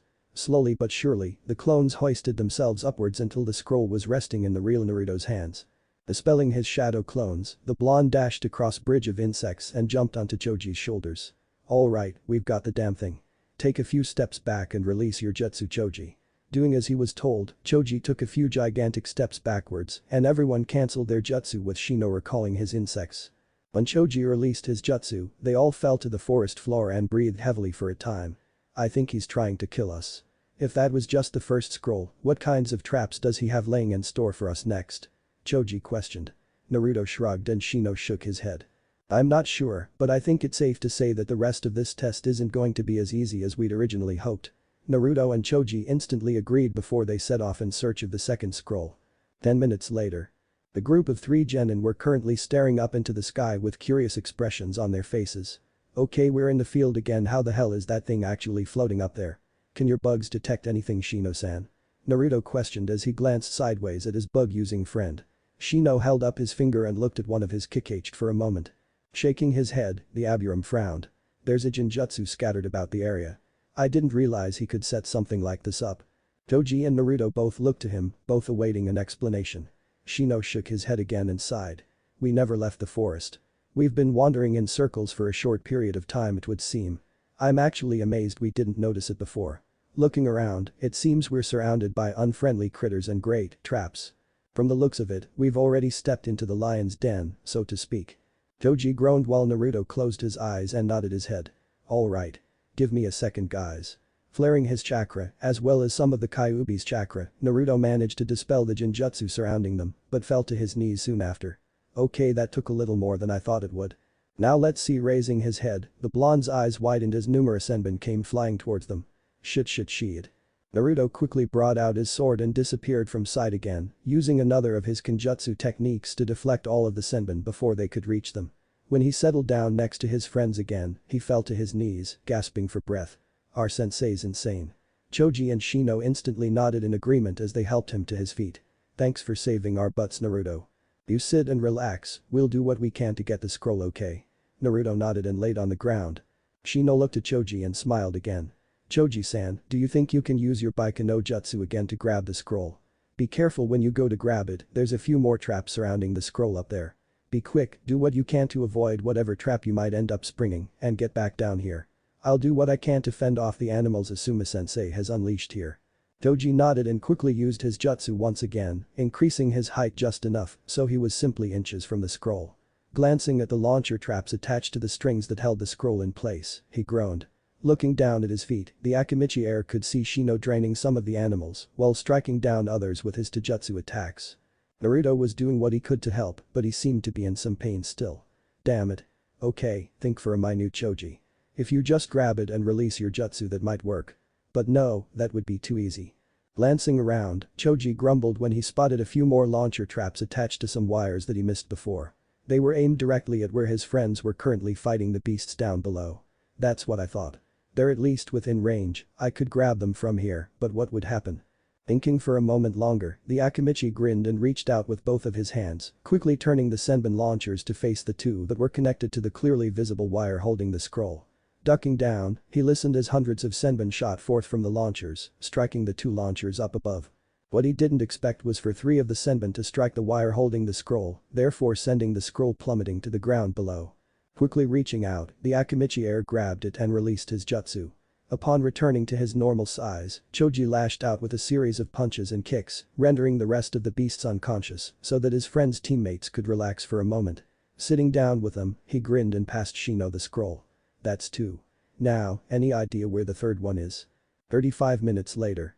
The 3 genin groaned as they approached Asuma and saw the final scroll attached to his hip. Why doesn't this surprise me? You had it sealed away earlier, didn't you, Asuma-sensei? You were watching us, waiting for us to collect the other 2 before you pulled that one out. We could have been searching for hours if Shino's Kikage hadn't spotted that scroll attached to your hip. Naruto stated as he watched Aceratobi take a few puffs of his cigarette before exhaling a small cloud of smoke. You've done well so far. Now, can you utilize your teamwork in the state you're in to retrieve this final scroll? You have until 5 PM to take this scroll from me, otherwise you'll have failed this final test. You don't want to do that, now do you? Smirking at his students, Asuma got into a taijutsu stance and prepared himself for their assault. Naruto sighed and shook his head before turning to his teammates. 5 PM huh? That gives us a total of 2.5 hours to take that scroll from him. That's awfully generous of him, but that also tells us something else. Asuma's going to take this seriously. That also means that we can expect to see some things he didn't show any of us before. And if I'm right and he's been watching us eyeing, Naruto lowered his head and brought a few fingers up to rub the bridge of his nose. Damn it, he's been setting us up for this. Alright, we need to think up some kind of strategy. I propose that we test him a bit first to see what he does. Make him use some of his techniques, and then when we have enough data we can regroup and discuss another strategy. Don't expend too much of your chakra, but do what you can to make him use up as much of his chakra as we can. It will definitely help in the long run, I'm sure of it. Are we ready? Shino and Choji both nodded their heads and took different stances, while Naruto took hold of his sword once again. Alright Asuma-sensei, we've seen what you can do, now it's time to show you what we're made of. On guard. Pointing his sword out before him, Naruto pumped a small amount of chakra into his blade and dashed forward, nodding to his teammates for a moment before he reached Asuma and began to clash with him. Shino watched as Choji dashed off to the side and prepared himself to attack Asuma as soon as an opportunity presented itself.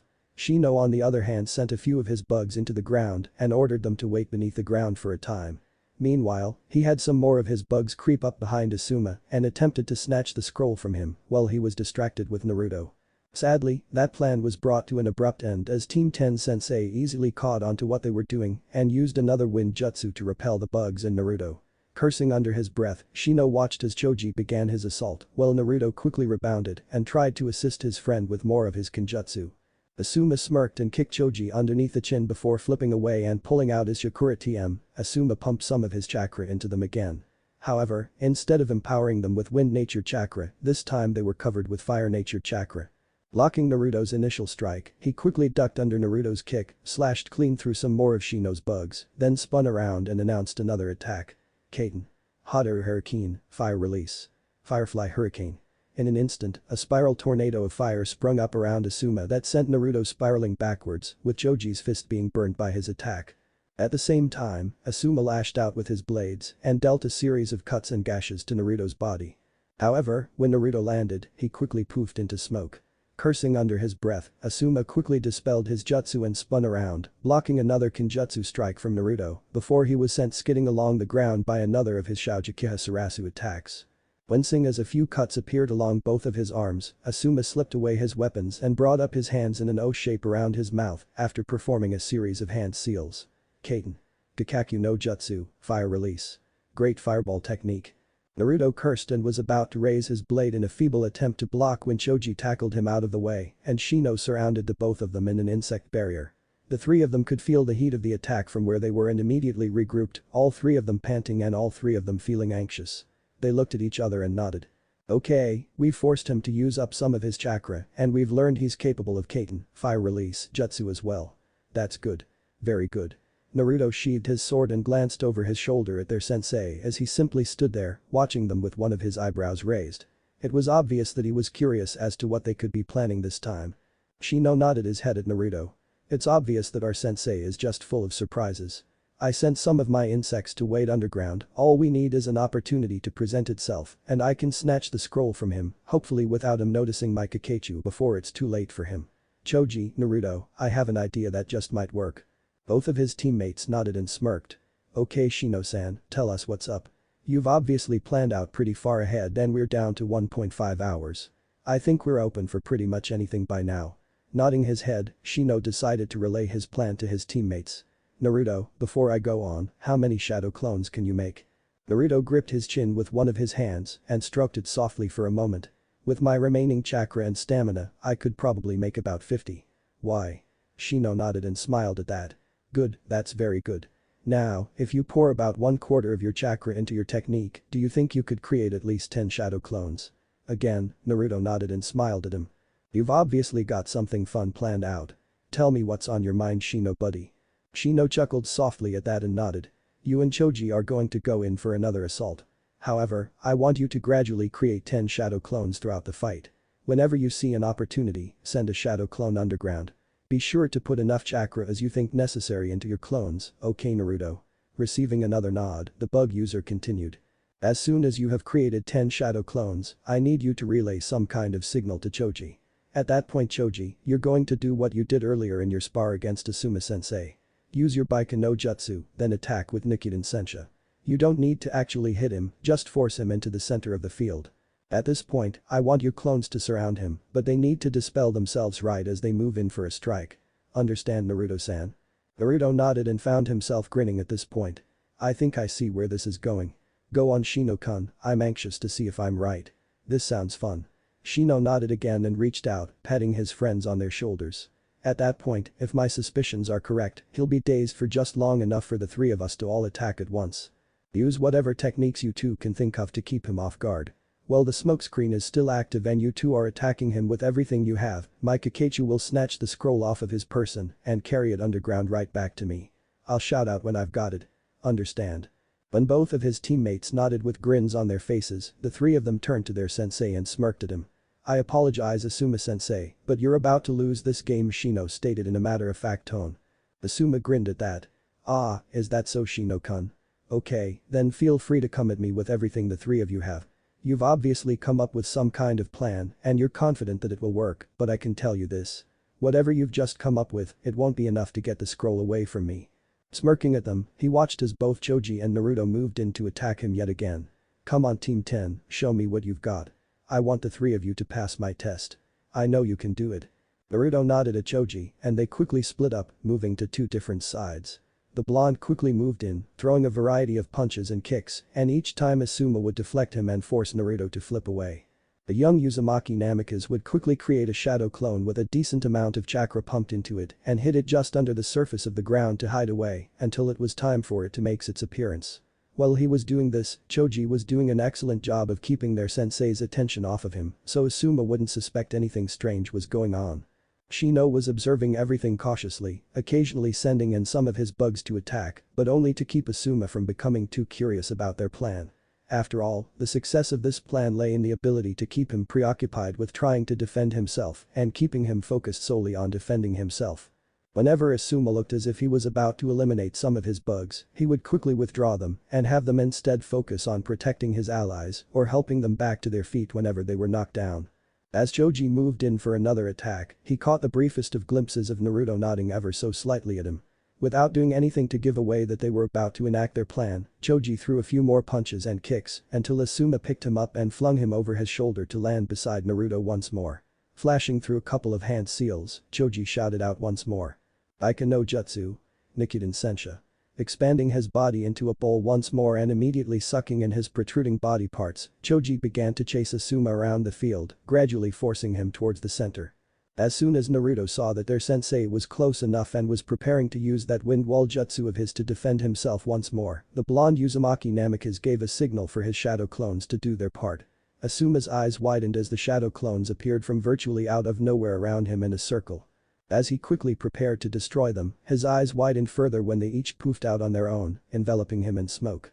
Clever. Very clever. Okay, if they want to play like that. Before Asuma could go through the hand seals necessary for a proper Futen, wind release, jutsu to clear the smoke away, he found himself blocking numerous attacks from Naruto and Choji once again. Damn it, you three are doing better than I thought you would. I'm actually pretty impressed. However, knocking away both of his opponents, Asuma flashed through a series of hand seals as fast as he could. Futen. Tatapa, wind release. Great breakthrough.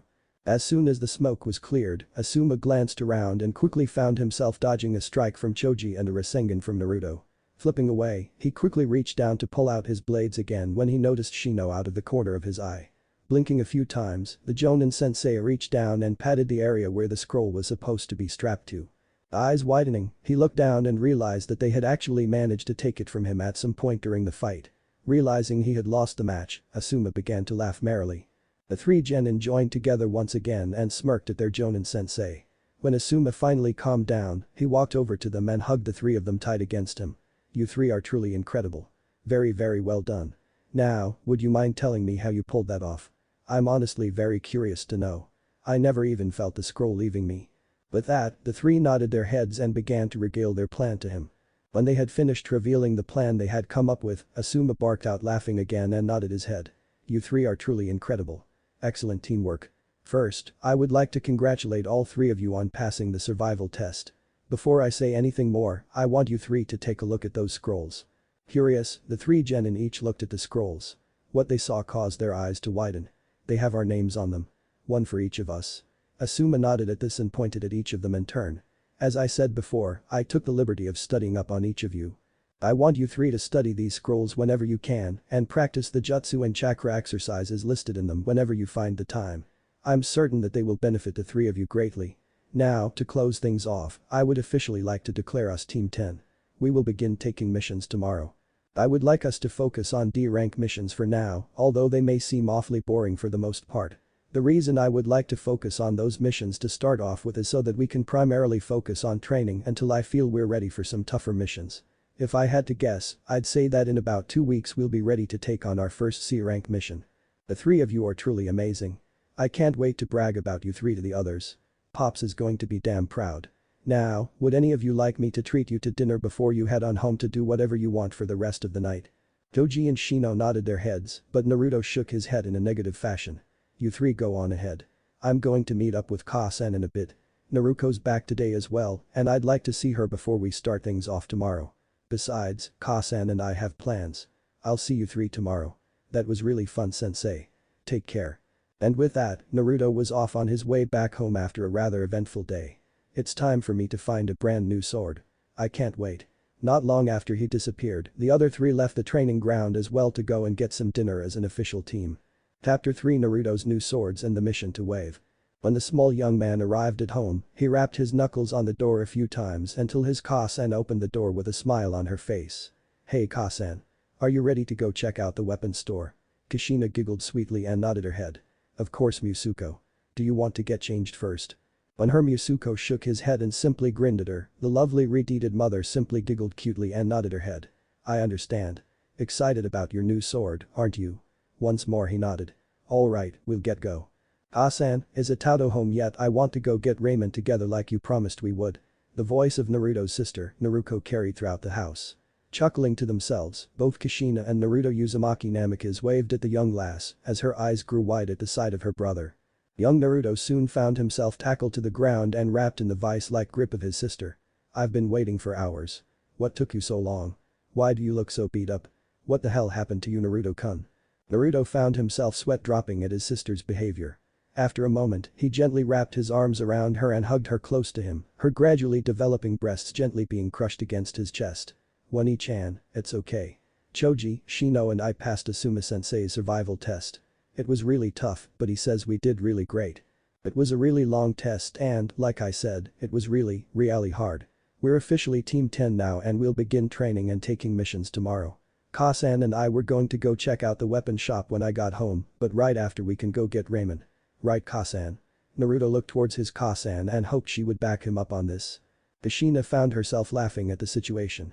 Reaching down, she helped her Musuko up and gently patted her Musume daughter on her head as she arose as well. I know you've missed each other, but you need to relax, both of you. Naruto-chan, I did promise Naruto-kun that we'd go and get him his new sword today, or at least go look for one. And yes Naruto-kun, we'll go and get as much ramen as the both of you wanted at Ichiraku Ramen immediately after, okay? Both of her children nodded and she grinned at them as she shut the front door and locked up as they left. However, when we get to Ichiraku Ramen, I want to hear all about this survival test Sarutobi-san put you through Musuko. I'm very curious as to why it was so hard for you, my child, to deal with. Naruto found himself feeling suddenly nervous as he began to feel that he had somehow let his Ka-san down. If that had happened, his training would become even more frightening. 12 minutes later weapon shop. See anything yet Musuko? How about you Naruto-chan? If you see anything you want, just let me know, okay sweetie? Kushina smiled at her children and watched as they both shook their heads in a negative fashion.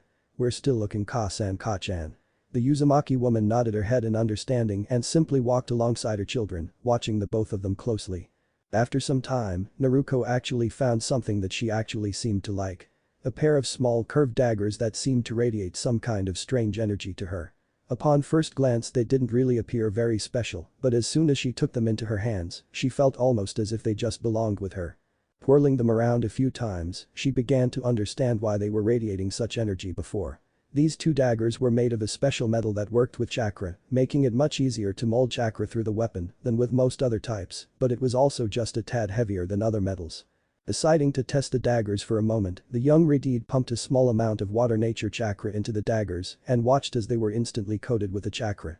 Focusing further, she attempted to mold the chakra into the shape of a hook and then tried to extend it so that they appeared to be a couple of swords made of pure water. Test after test finally confirmed their usefulness to her and she grinned before turning to her Ka-chan. Ka-chan, I've found what I want. I'll take these daggers. I also need to pick up a couple sets of shuriken and another set of kunai. I can pick up some more paper later and work on making homemade explosive tags during my free time. It's definitely cheaper than just buying a bunch of the crummy kind they sell in stores. Ashina laughed a moment and nodded her head. Go on and get what you need. Naruto-kun and I will be with you as soon as he's made his choice. Smiling at her daughter, the beautiful Uzumaki watched as she hugged her Itato and rushed off. Looking back down to her Musuko, Kushina continued to watch him and wait for him to find anything that might jump out at him. A short matter of minutes later, Naruto suddenly stopped and looked back as he heard some humming coming from around a corner. Curious, the young boy released his Ka-san's hand and walked off to investigate. The sight he came upon brought a smile to the young man's face. Standing before him was a girl that appeared to be around his age, maybe a year older or younger, he couldn't quite be sure. What truly caught his eye however was the pair of swords she was polishing.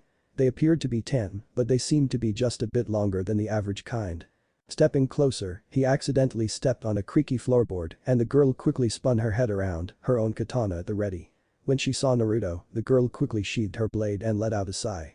Don't sneak up on me like that kid. What are you doing back here? This is an employee-only area. If you needed something, why the heck didn't you ring the bell? Standing up, she was about to put the tantum away, but she suddenly felt the blonde's hands upon hers. Blushing just a bit, she turned and narrowed her eyes at him. Just what the hell do you think you're doing? The blonde simply smiled at the girl with the Chinese-style buns in her hair and shook his head. Relax, I'm not a threat, nor am I attempting to steal anything. I just want to see those swords. What can you tell me about them Katana-san? Naruto chuckled at the name he chose to give her, while the girl just sighed and handed him the tantum.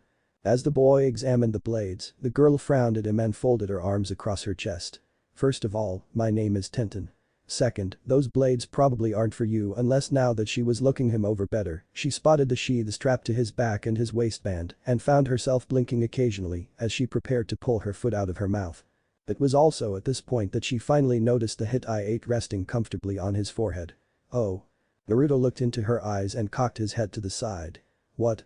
Are these blades cursed or something? Is that why you're not telling me? The blonde asked as he continued to look into her eyes. Holding the blades up to eye level, he motioned towards them. I'm not going to get cursed just by holding these swords, am I Tenten-san? Please talk to me. Tenten blinked a couple more times and slowly nodded her head. It's fine, Blondie. The swords aren't cursed, I just wasn't expecting to meet somebody like you. Are you one of the new genin? Naruto smiled broadly at that and nodded his head. Yep. I'm Naruto Uzumaki Namikaze, genin squad member of the new Team 10 Databao. Tenten's eyes went wide at that and she quickly found herself blushing furiously as she looked the young man up and down. Naruto looked at her oddly again and, after placing the tantrum into his lap, quickly put his hand to her forehead before placing the same hand on both of her cheeks, one after the other. After he was finished, young Naruto pulled his hand away and frowned. You don't seem to be running a fever. So why are you blushing? Are you okay? Did I do something wrong? Tenten closed her eyes and took a few deep breaths to calm herself down. When she finally felt as if she could speak again, she opened her eyes and smiled at him. Naruto-san, nothing's wrong. I just didn't have any idea that you're the son of our yondaime. I was being so rude to you. Please forgive me. As she bowed her head to him, Naruto found himself fidgeting where he sat and reached out, quickly patting her back. There's really no need to bow, Tenten-san. And there's absolutely nothing to forgive. You didn't know, and before you say anything, there really wasn't any way that you could have known. Okay. Now, if you really do want to make it up to me, not saying you have to, just saying if that's what you really want to do, then will you please tell me about these 10?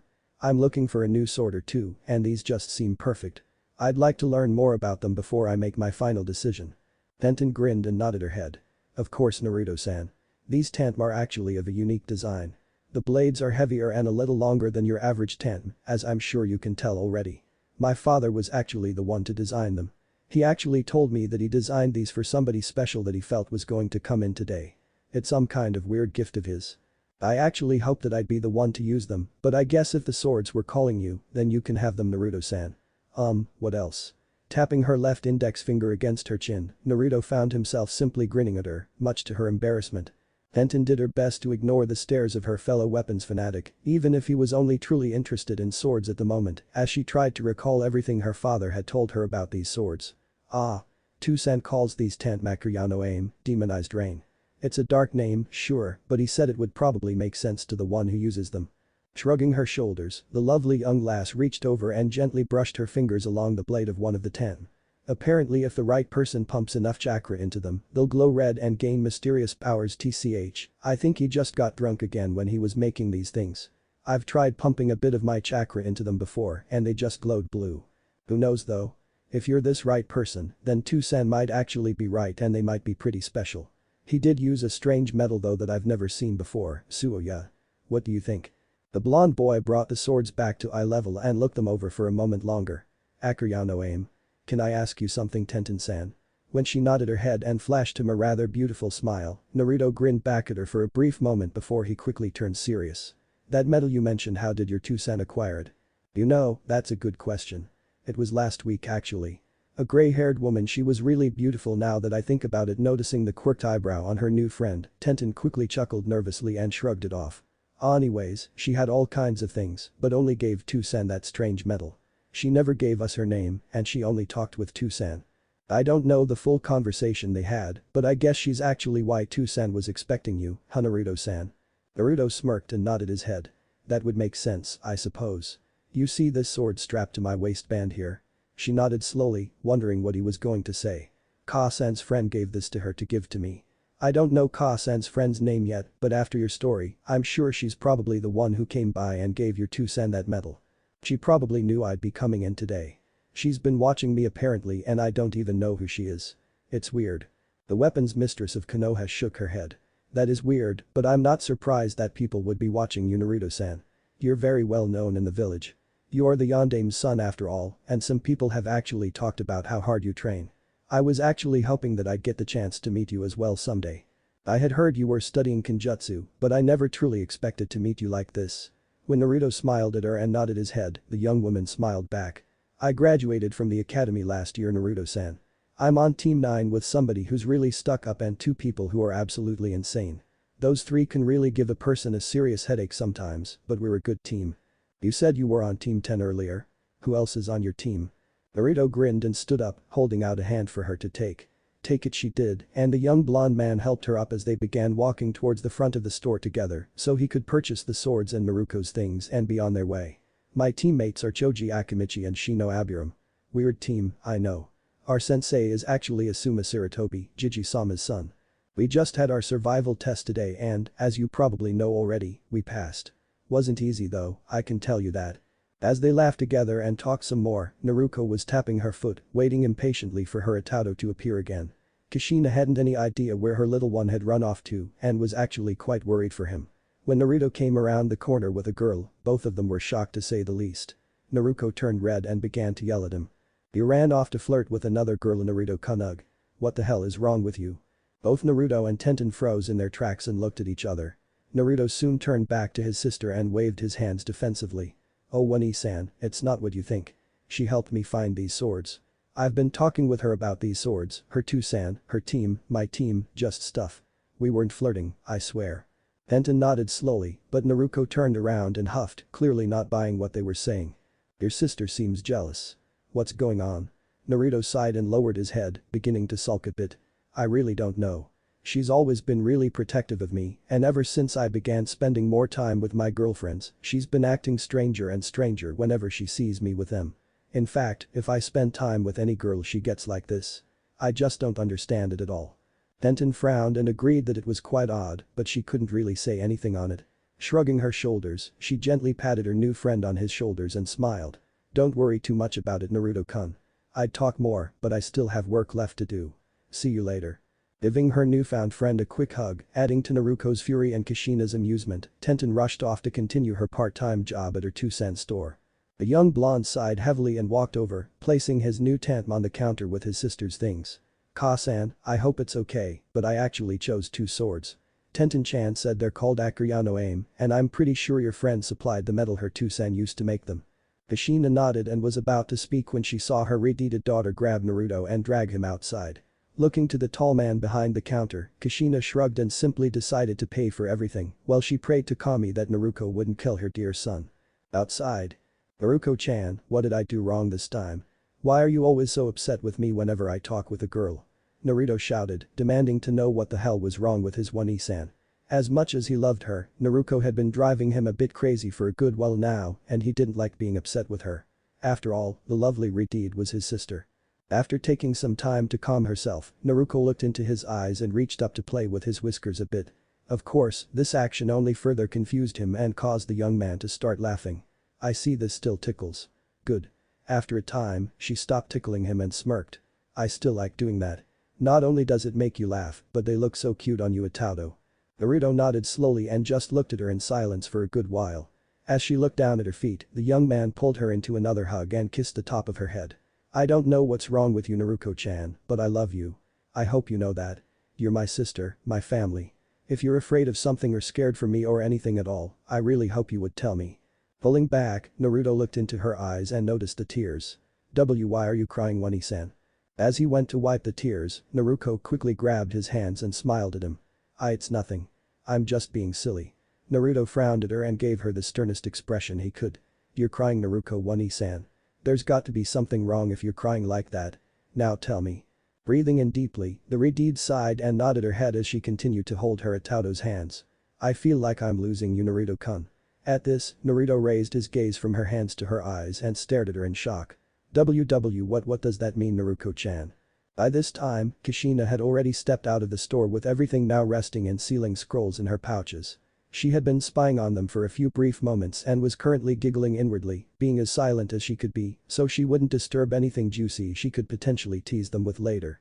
Sighing heavily, Naruko took a few steps closer and wrapped her arms around her Itato tightly. "You're always spending so much time with your girlfriends and well, it feels like you're starting to forget about me, I guess. I want your attention to Itato. Before they came along, it was always just us. You spent almost all your time with me and I guess I just really miss that. They're stealing you away from me and." Naruto frowned deeply at this and held her close to him, letting her sob into his shoulder and neck all she wanted. "I see. So you're just feeling a little jealous. You'll always be one of my most important people, Naruko-chan. Like I already said, I love you a lot. You're my sister and we've been together for a long time. But I have Sakura-chan and Ino-chan now too, and they deserve some of my attention too, don't you think? They are my girlfriends after all. Besides, if I suddenly started to ignore them, I think one or both of them would probably try to kick my ass for it later. Don't you?" Naruko pulled back, wiped her eyes clean of the tears, and began to twitch angrily at that. Are you trying to tell me that your girlfriends abuse you, Naruto-kun? And now, due to a simple mistake when wording his sentences, his girlfriends and even he appeared to be in deep trouble. Naruto could feel the killing intent radiating off of his sister and immediately did the first thing he could do, he pulled her back against him and rested his chin on her shoulder. "Oh Wani-san, calm down. I didn't mean it like that." Naruto pulled back and whacked him over the head hard with her fist. "You baka. You let your girlfriends beat you up, don't you answer me." Naruto groaned as his face hit the dirt and he winced from the pain. Rising to his knees, the young blonde looked up at her and chuckled nervously. "And Naruto-chan, I'm telling you the truth. Nothing like that has ever happened. I was joking. They're both very, very sweet. I was just exaggerating a bit. They'd get mad and upset and probably think I forgot about them or something, but they wouldn't actually hit me. That's not to say Sakura didn't actually try that once when we were younger though, but she wait Naruto-chan." Looking up, Naruto saw that his sister's eyes were dark and there was a vicious grin upon her face. Scared for his life, the blonde backed up against the wall of the building and stared at her in horror. When she began to laugh, Naruto became even more creeped out. "She sounds like she's gone crazy. Where the hell is Kasan? I knew I couldn't trust that pink-haired bitch. I'll kill her for trying to hurt you. Where does she live, Naruto-kun?" Right as she went to grab her younger brother, Kushina jumped in and grabbed both of her wrists firmly. "Whoa there Naruto-chan, that's enough. I've watched them quite often and I can assure you that they have been nothing but kind to him. Naruto's just lacking tact here when dealing with this, it seems. It's nice that you care so much for your Itato Musume, but aren't you getting a little overzealous in your attempts to protect him?" Naruto glared up into her Kachan's eyes for a moment before she relented and lowered her gaze. "Fine. But I don't have to be happy about this. I know it has to sound incredibly selfish and stupid of me, but why the hell couldn't it just stay the same? You don't see me running around with boys. And don't mention my teammates because they don't count. I just miss all the time I used to be able to spend with Naruto-kun. It made me so happy and I want that time back. But. As Naruto went silent, Kushina frowned and knelt down, putting her mouth close to her Musume's ear. "You can talk to me, Naruto-chan. I promise you that. After Naruto-kun goes to bed tonight, you and I can talk. Okay?" Leaning back, the Uzumaki mother smiled at her daughter and watched as Naruto nodded, again wiping at her tears. "That's my Musume. Now come on. Let's go get some ramen and try to have a good rest of the night. Sound good, you two?" As both nodded, Kushina grinned and rushed off. "Last one there's paying the bill." Snickering to herself as her children yelled at her about being unfair, they did their best to catch up with her so they wouldn't have to pay what would most likely be an insane price, for Kami only knows how many bowls of ramen they'd end up eating together. Later that night, Uzumaki Namika's estate. When they arrived home once more, Naruto immediately rushed for his room. At first he had talked about how he was probably going to practice with his new ten, but on the walk home the young blonde realized how very tired he was after the day's events. So, waving at the two women, Naruto Uzumaki Namikaze took his things and rushed on upstairs, wishing them both good night as he did. As soon as the main man in their lives disappeared into his room, both Kushina and Naruto let out a sigh and shook their heads before seating themselves on a couch. The older Ridid wrapped her arm around her daughter's shoulder and pulled her in close so her head was resting on her bosom. "Naruto-chan. Sweetie. He should be asleep real soon. We can talk now." Naruto nodded her head slowly and hugged her mother tight. "You have a crush on your brother, don't you, Naruto-chan?" Naruto shot back and stared at her mother with wide eyes. There was a look of horror evident on her face, but there was also confusion, embarrassment, and sadness all mixed together in her eyes and on her face. The younger Ridid lowered her gaze and frowned. "That's not funny, Ka-chan. Naruto-kun's my Itato, it's not like that. I told you I'm just being selfish. I want all of his attention focused on me, not on those stupid girlfriends of his." Kushina hugged her daughter closer to her again and smiled, shaking her head slightly. "Sweetie, they make him smile all the time. Naruto-kun has rubbed off on them pretty well. They joke just like he does and they're starting to gain his appetite, believe it or not. They've also got it in their minds that they have to train 10 times as hard now just to try and impress him when Naruto-kun really only cares about their happiness and making sure they stay safe." Sighing, Kushina leaned back and stared over her shoulder towards Naruto's room up the stairs. "My point is this. They're good for your Itato, Naruto-chan. And he is good for them too. I think you know all of this though already, don't you, sweetheart?" Naruto grumbled and closed her eyes, practically burying her face into her mother's sizable chest now. "I don't care, Ka-chan." She mumbled quietly, her voice being muffled somewhat from her position between Kushina's breasts. "I bet Naruto-kun's going to forget about our promise next. He'll be so happy with those hussies that he'll forget all about the promise we made to each other. I don't like being without him. Things just don't feel right for me on that team. Marco's always flirting with me and on this last mission he the little bastard grabbed my ass Ka-chan. Ashina stared dumbly at her daughter, barely registering what was said to her. The first person to actually say something was someone neither of them expected. That jerk felt you up Wani-chan, please tell me you kicked his ass Dadabayo. If you didn't do anything, I'm going to go cut off the offending limb right now. Naruto shouted as he zipped from his room all the way into his sister's arms. The two women simply stared at him, both speechless. Yusuko, how long have you been listening in? Kushina asked, clearly concerned that the two of them had been found out and he had been eavesdropping on them somehow this entire time. Naruto was blushing furiously at this point. The young lass knew how smarter Itado was and she also knew that he had probably already figured everything out already. It didn't help that he was currently holding her tightly to him with her face buried in his chest, despite her being a few inches taller than he was. Oh Kami-sama, kill me now. Naruto giggled nervously and pulled back from her Itado just enough so she could look him in the eyes. Blushing as she did, the young lady decided to speak to try and calm her Itado, even if only slightly. Oh Itado, I didn't kill him and I didn't cut off any of his body parts, though I wanted to badly. I punched him really hard and knocked out some of his teeth, even broke his nose and gave him a black eye, but I didn't get to do anything else. Kurobi-sensei stopped me from doing anything more and gave me a big lecture about why I shouldn't kill teammates. Didn't even do anything about the freaking pervert though. It was almost like Marco was just supposed to be allowed to get away with copping a damn feel on me. Sighing heavily, Naruto buried her face into Naruto's neck and closed her eyes, her warm breath exhaling on her brother's skin, making him shiver and blush terribly. Sometimes I hate being the only girl on the team. I don't feel right with them. Marco creeps me out a lot and sensei doesn't seem like he'd actually do anything to help me if Marco tried anything. Your team had better be prepared for the Chunin exams being held in Konoha in 6 months Itado, because I don't want to be stuck with them for any longer than I have to be. In the meantime, when I do have to go out of Konoha on missions with them, I'm sleeping with my swords clutched tight in my hands. Ashina frowned at this news. Naruto hadn't told her about any of this and she definitely planned to speak with Sarutobi-sama about this in the morning. She also planned to speak with the Shinigami about looking after her Musume as well. Rules be damned, Kushina wasn't about to let some overstimulated egotistical prick have his way with her Musume without doing something about it. As the rant was going on in Kushina's head, Naruto was busy running his fingers through his sister's beautiful red hair. Occasionally he'd collect a few strands around one or two of his fingers and play with them for a bit before he continued stroking her hair. Naruto-chan, I'll send out a toad to speak with our godfather, Jiraiya. Depending on how far out he is right now, I'd say he should be able to return in a day or 3. I'll explain the situation in the letter and we can ask him to watch out for you in secret. Tusan made sure he'd be watching out for all 3 of us after all, so this is something he'd be perfect for, right Ka-san? When Naruto looked her way, Kushina blinked a few times and nodded her head slowly. Alright. I almost forgot about him. Jiraiya-sama's been gone for at least 3 months now, hasn't he? What makes you think he'll be able to return so quickly, Naruto-kun? Naruto grinned at her and shook his head. Ka-san, Jiraiya-sama had us sign the toad summoning contract. He uses the toads to keep track of us from time to time. Well, Naruto-chan and I do the same thing with him.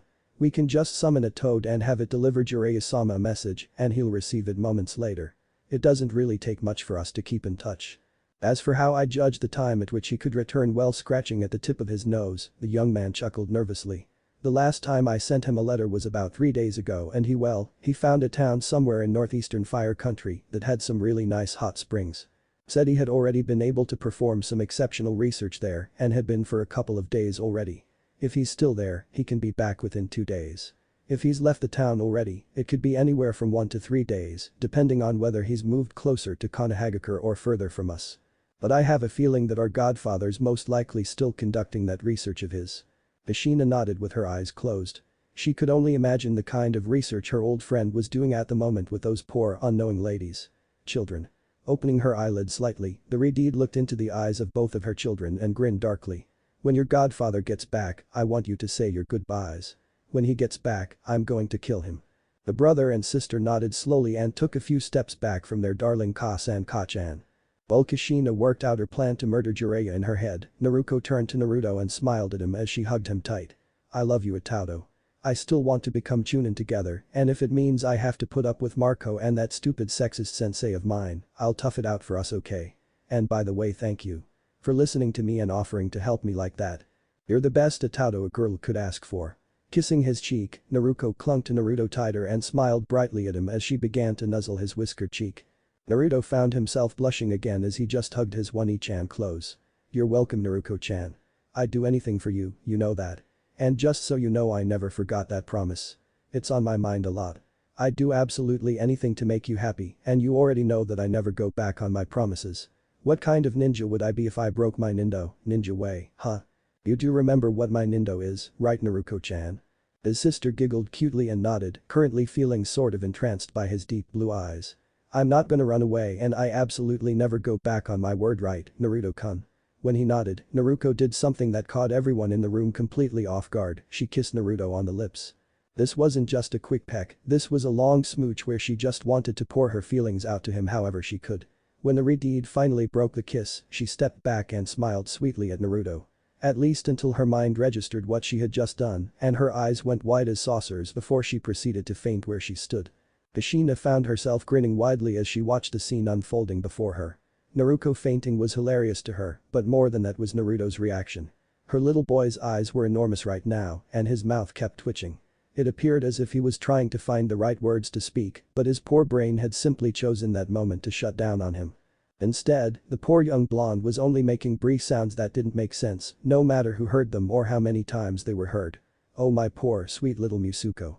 I wonder if you understand it now. Naruto slowly turned to his Kasan and blinked a few times as he sat himself down on the couch, Naruto's head resting on his lap as she laid between them. You understand, what Kasan? Naruto asked timidly as he absent-mindedly stroked Naruto's hair again. Kushina giggled cutely and shook her head. Sweetheart, little Naruto-chan's had a crush on you for years. I was beginning to wonder if she'd ever say anything. Well, she certainly did more than say something, didn't she, my little Naruto-kun? Giggling, she reached over and fiddled with one of his whiskers just to tease him a little more as he blushed harder and harder at her words. Naruto looked into his sister's face and found himself blushing more. But why me? We're siblings. Isn't it wrong, Kasan? Kushina frowned at him and shook her head. In a world such as ours, Musuko, it really isn't. Take a look at some of the other clans out there. The Uchiha, the Hyuga, the Aburum, there are many clans out there that actually practice incest.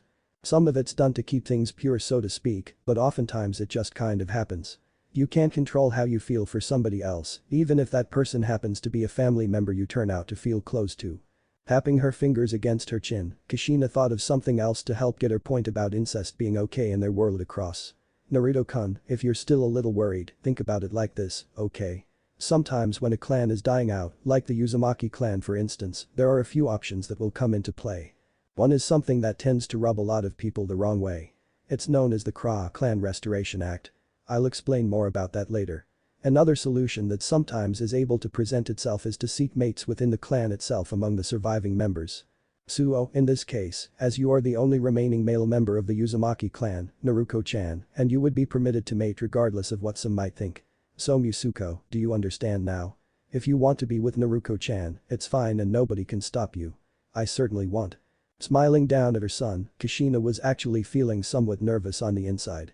Please don't figure it out, please don't figure it out, please don't figure it out, Naruto frowned as he found what his Kasan said replaying over and over again in his mind. I think I understand all of that, Kasan. Thank you. But with the demonstration you've used, what about you, Kasan? The Uzumaki clan blood runs stronger in you, doesn't it?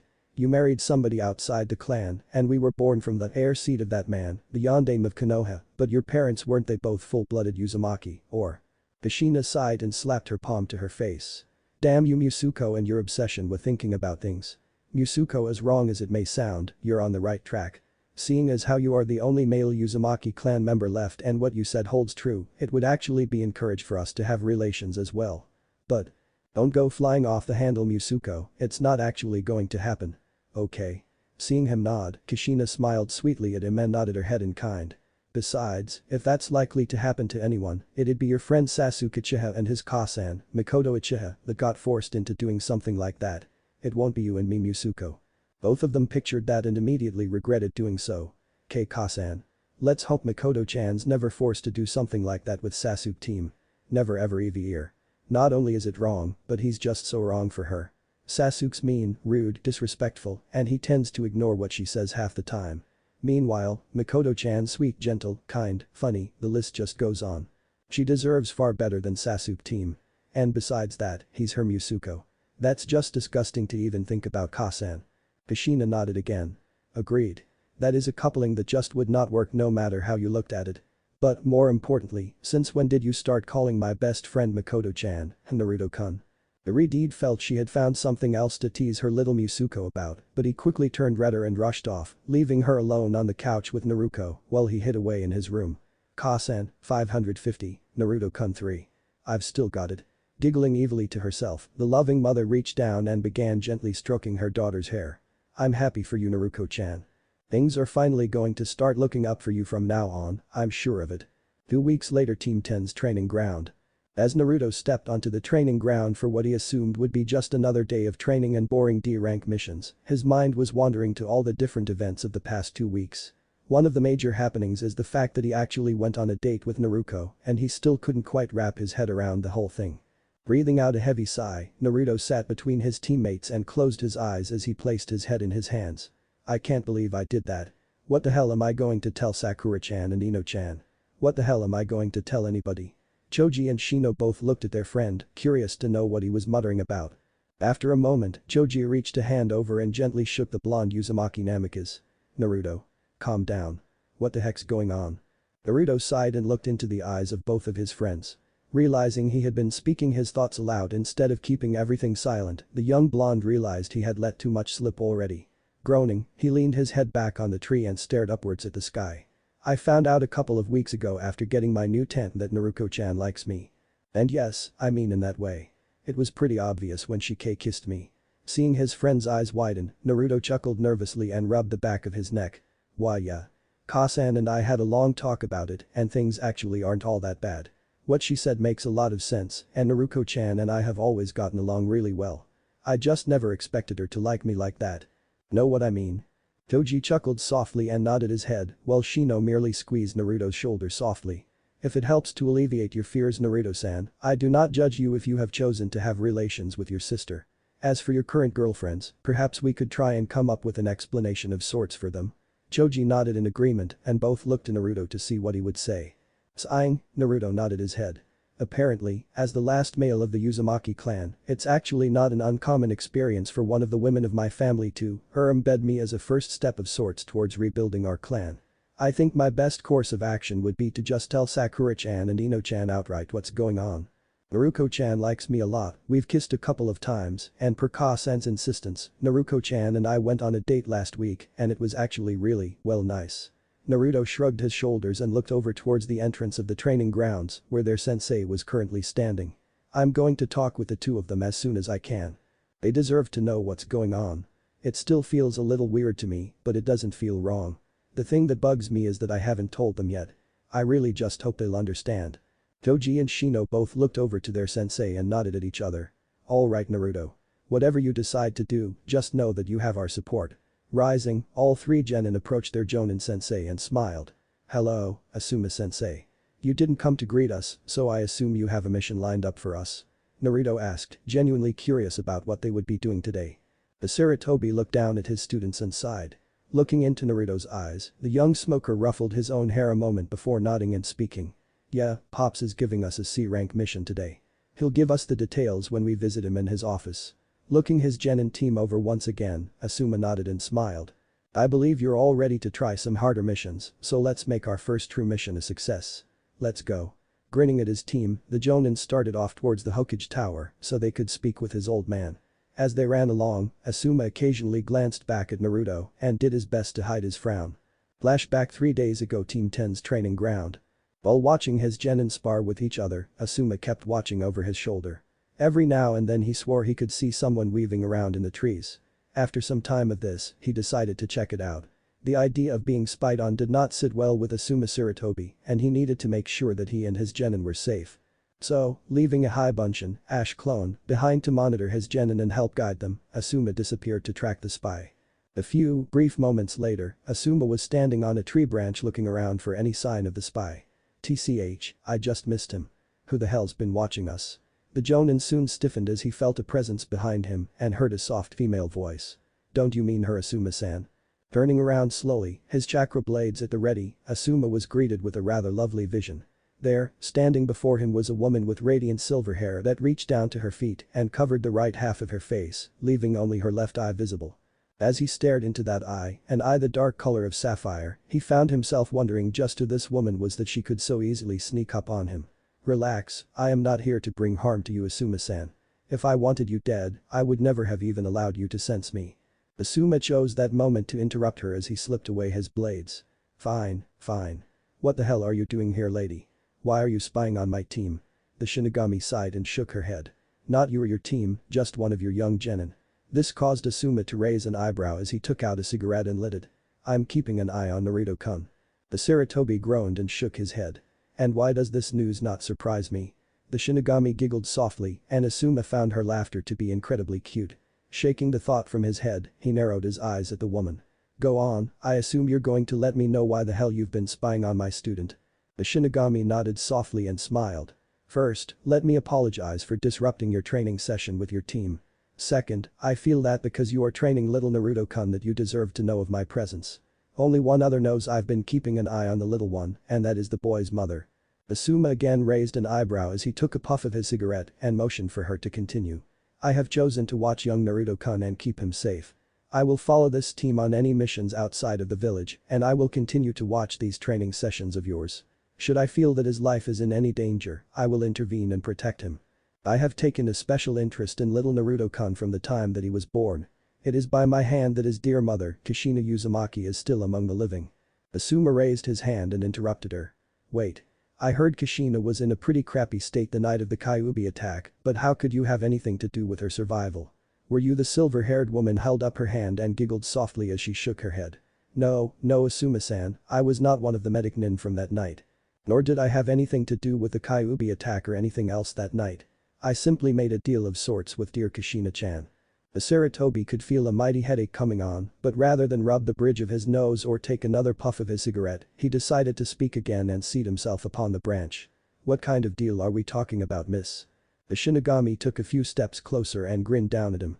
You may call me Ur. But Kushina-chan knows me as the Shinigami. When Asuma stiffened, Ur placed the backs of a few of her fingers against his cheek and the young Sarutobi could feel the chill of death upon his skin, slowly sucking away the life in that area of his body. After a few quick seconds, Ur retracted her hand and smirked down at him again. Now that you understand, I will continue. Asuma stared straight ahead for a time, his cigarette long having fallen from his grip to the ground below. Ur, not wanting anything to happen, used a quick Suiton, water release jutsu to drench the cigarette as she took a seat a short distance away from the Jonin sensei. After a few minutes that seemed more like a matter of hours to the both of them, Asuma finally turned to stare at the woman. You're the Shinigami? Yes. The Shinigami smirked again and giggled at his dumbstruck expression. You don't look anything like what I expected. Ur sighed and shook her head. Kushina-chan had a similar reaction when I showed her this form for the first time. Asuma sighed and chose this moment to rub the bridge of his nose. The area where Ur had just recently touched had healed just seconds after she retracted her hand. As amazing as that was to him, Asuma had other thoughts on his mind. You look like you're maybe 17, maybe 18 years old. Is there a reason you chose such a young form when you could very likely take any form you'd like? Ur nodded her head. Yes, but I will get into that a little later. If I remember correctly, you asked me what kind of deal I made with Kushina-chan. Asuma nodded slowly and looked into her eye. I promised I would keep her and her family alive in exchange for something. And yes, that something is little Naruto-kun. At the look in Asuma's eyes, Ur grinned wide and awaited the inevitable question.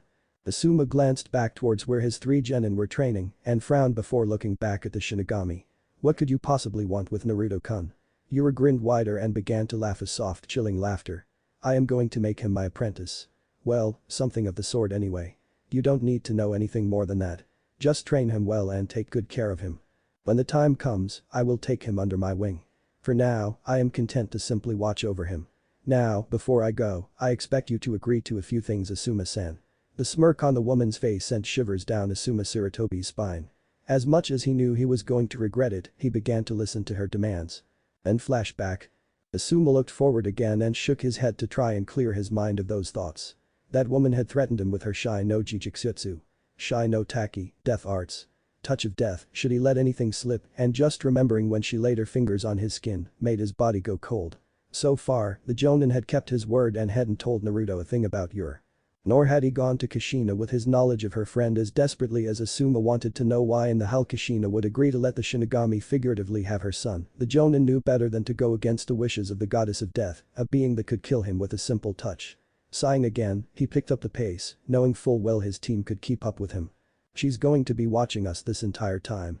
Please Kami, don't let anything bad happen on this mission. 8 minutes later, Hokage's office. Team 10 was now standing before their Hokage, each of them bowing low. Soon, the four of them straightened and both Asuma and Naruto grinned at the Sandame. Hey, Pops Gigi. How's it going? Hiruzen Sarutobi chuckled softly and shook his head. Today's been a rather slow day.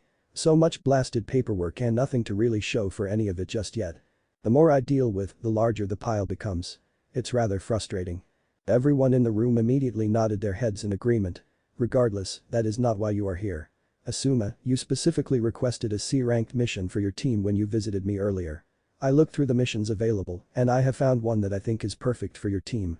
Originally it was going to go to a team of Chunin or perhaps a highly skilled Genin team such as guys, but I feel that this is the perfect mission for your team. Here. Asuma watched as his Tusen pushed the file across the desk to him. Lifting it into his hands and up to eye level, the Jonin flipped through and looked things over. Alright, this sounds like a good mission. We'll take it, Pops. Hiruzen smirked and nodded his head. Good. Tazuna-san, you may come in now. All eyes turned to the door as it opened slowly to reveal a rather gruff-looking man with a straw hat atop his head and a bottle of sake in his hand. The elderly man looked over the team of four carefully for a moment, looking over each of them with a speculative eye as he did. So this is the team that's meant to protect me? So far, I'm not impressed. A fat ass, some creepy boy, a blonde shrimp, and what I assume to be their sensei. That's what's going to be protecting me? Pathetic. Asuma sighed and shook his head. He was just about to grab two of his students when he heard Naruto laughing. All eyes turned to rest on the blonde as he stepped forward, his hands resting on the handles of his tens. Tazuna-san, correct? The man just nodded slowly, a sudden chill running down his spine as the boy continued to step closer. When Naruto suddenly appeared behind him with both of his tandems aimed at two different vital points on his body, Tazuna began to shake. Whatever situation you're in, I assure you that we're the ones you'll want to be looking after you. Asuma-sensei is a skilled jonin, not to mention the Musuko of the Sandame Hokage. We are his genin team. Shino Aburam, Naruto Uzumaki Namikaze, and Choji Akimichi. Retracting his blades and slipping them back into their sheaths, Naruto turned around and smirked at their charge. Shino, or some creepy boy as you so deemed him, is the heir to the Aburam clan and is highly skilled in tracking debilitating foes, and he is also a skilled strategist. Toji, the one you deemed fat ass, which, by the way was a really dumb idea, is the heir to the Akimichi clan. He is highly skilled in Taijutsu and is our powerhouse attacker. Whereas I am the Yondaime Hokage's son. I am skilled in Kenjutsu, and I have a few powerful jutsu under my belt. Trust me Tazuna-san, you couldn't ask for a better team to look after you. Reaching up, Naruto gently patted Tazuna on the shoulder and walked past him to rejoin his teammates. Tazuna shivered slightly and looked to the Sandame. Shrugging his shoulders, the Hokage simply lit his pipe and smiled. Naruto-kun is right. You are in very capable hands Tazuna-san. Now, all of you are dismissed. Take good care of your client you four. Asuma and the rest of Team 10 nodded, shouting a quick yes. In response before the Jonin sensei turned to Tazuna. Tazuna-san, how long do you suspect we'll be gone? Tazuna scratched at his beard for a time before he answered. I'd say it would depend on how quickly we reach my village. Maybe 3 to 4 weeks tops. Asuma nodded and turned to his genin team. Alright you three go home and pack everything you think you might need for that time period. We meet at the gate in an hour. Dismissed. Tazuna and Asuma watched as Team 10 disappeared through the door before turning to the Hokage. Pops, we'll see you in a month. Don't let the place burn down while we're gone. Chuckling to himself, Asuma winked at his Tusan before disappearing through the door with Tazuna, leaving a grumbling Hokage behind. 1 hour later, gates of Konoha. Team 10 was watching for Naruto to arrive. It was nearing the 1 hour mark and he had yet to arrive. They were used to him being one of the last to arrive to team meetings and training sessions and such, but would he really be late to a mission? None of them thought so, and when they finally heard his voice, each of them began to chuckle. Approaching them at a moderate pace, Naruto appeared to be trying to escape his rather doting mother. Ka-san. Please stop. This is really embarrassing. I'll be fine, I promise. No, don't do that. Ga. Naruto jumped free of his Ka-san's grip and landed before his teammates, narrowing his eyes as he spun around on his heels and glared daggers at his Ka-san. What happened next caused the blonde to turn a bright red, while the 4 guys he'd be traveling with for a time broke out into hysterical laughter. Kushina had used a Shunshin no Jutsu, body flicker technique, to appear at his side and quickly hugged his head to her bosom, effectively trapping his face between her sizable breasts.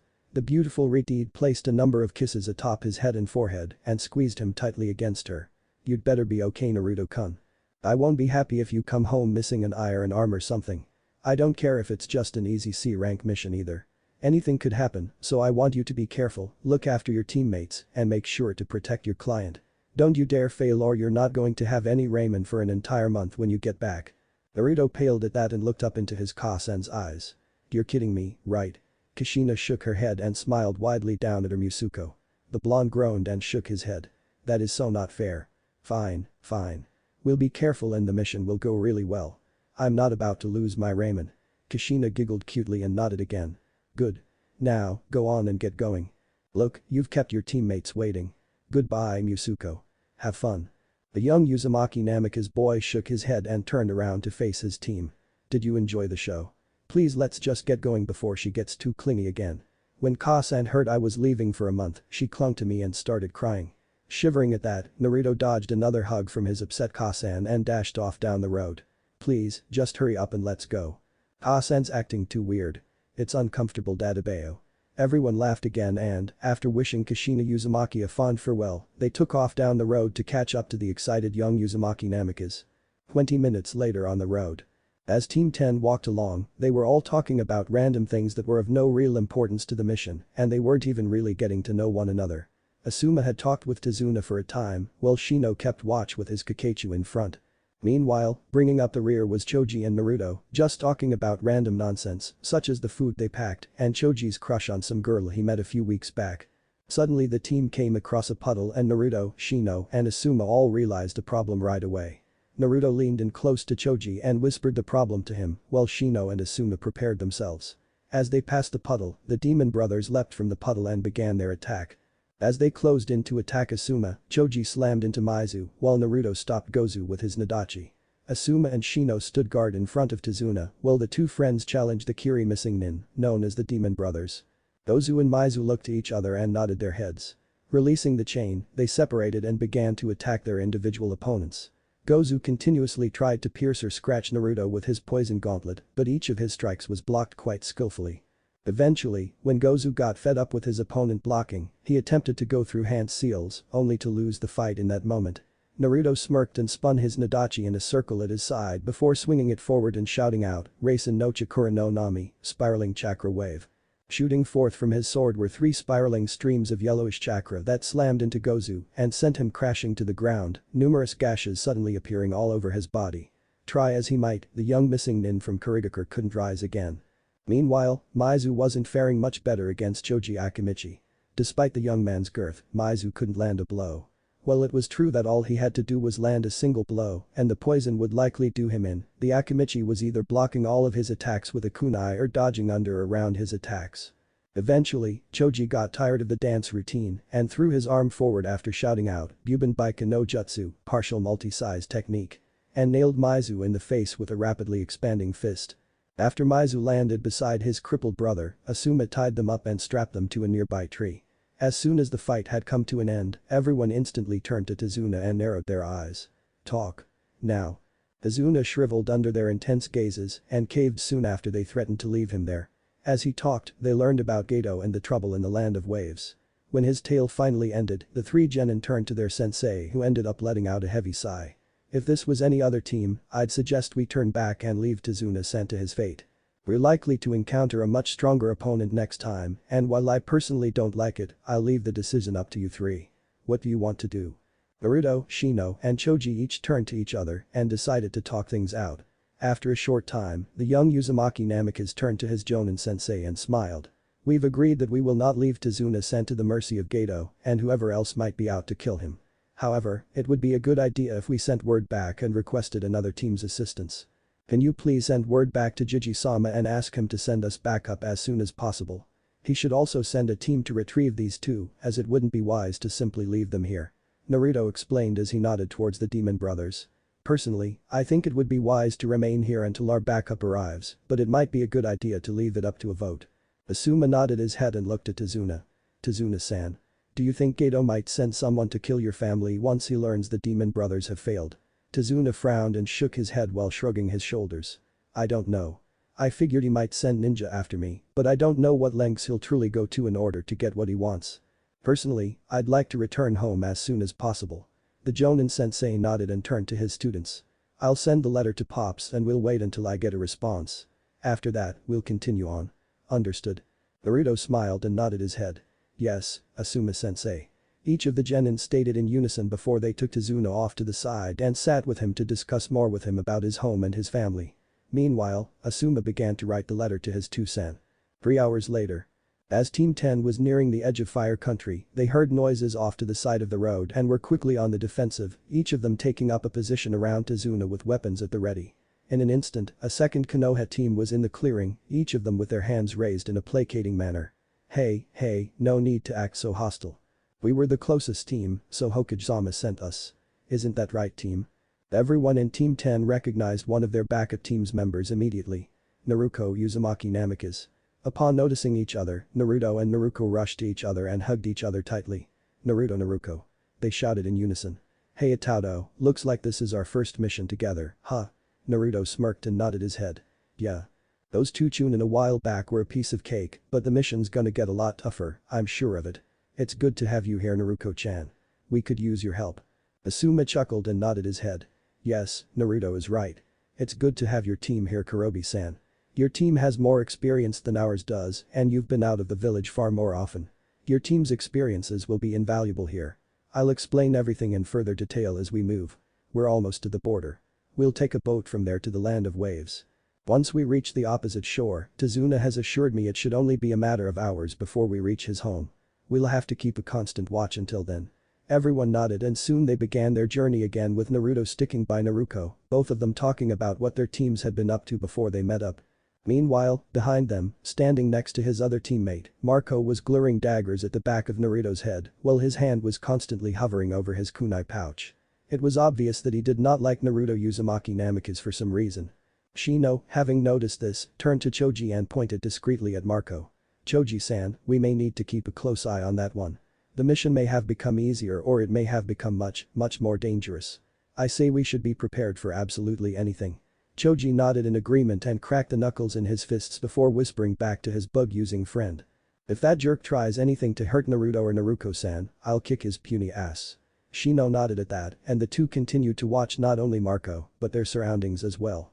The two of them weren't about to let anything threaten their friend or their client. What if Naruto neglected by family Shinigami Sasuke bashing? And thanks for watching my video till the end. If you enjoy this content, then do consider subscribing to my channel and leave a like if you guys need the next part, comment down, and thanks for watching the video and see you guys in the next video.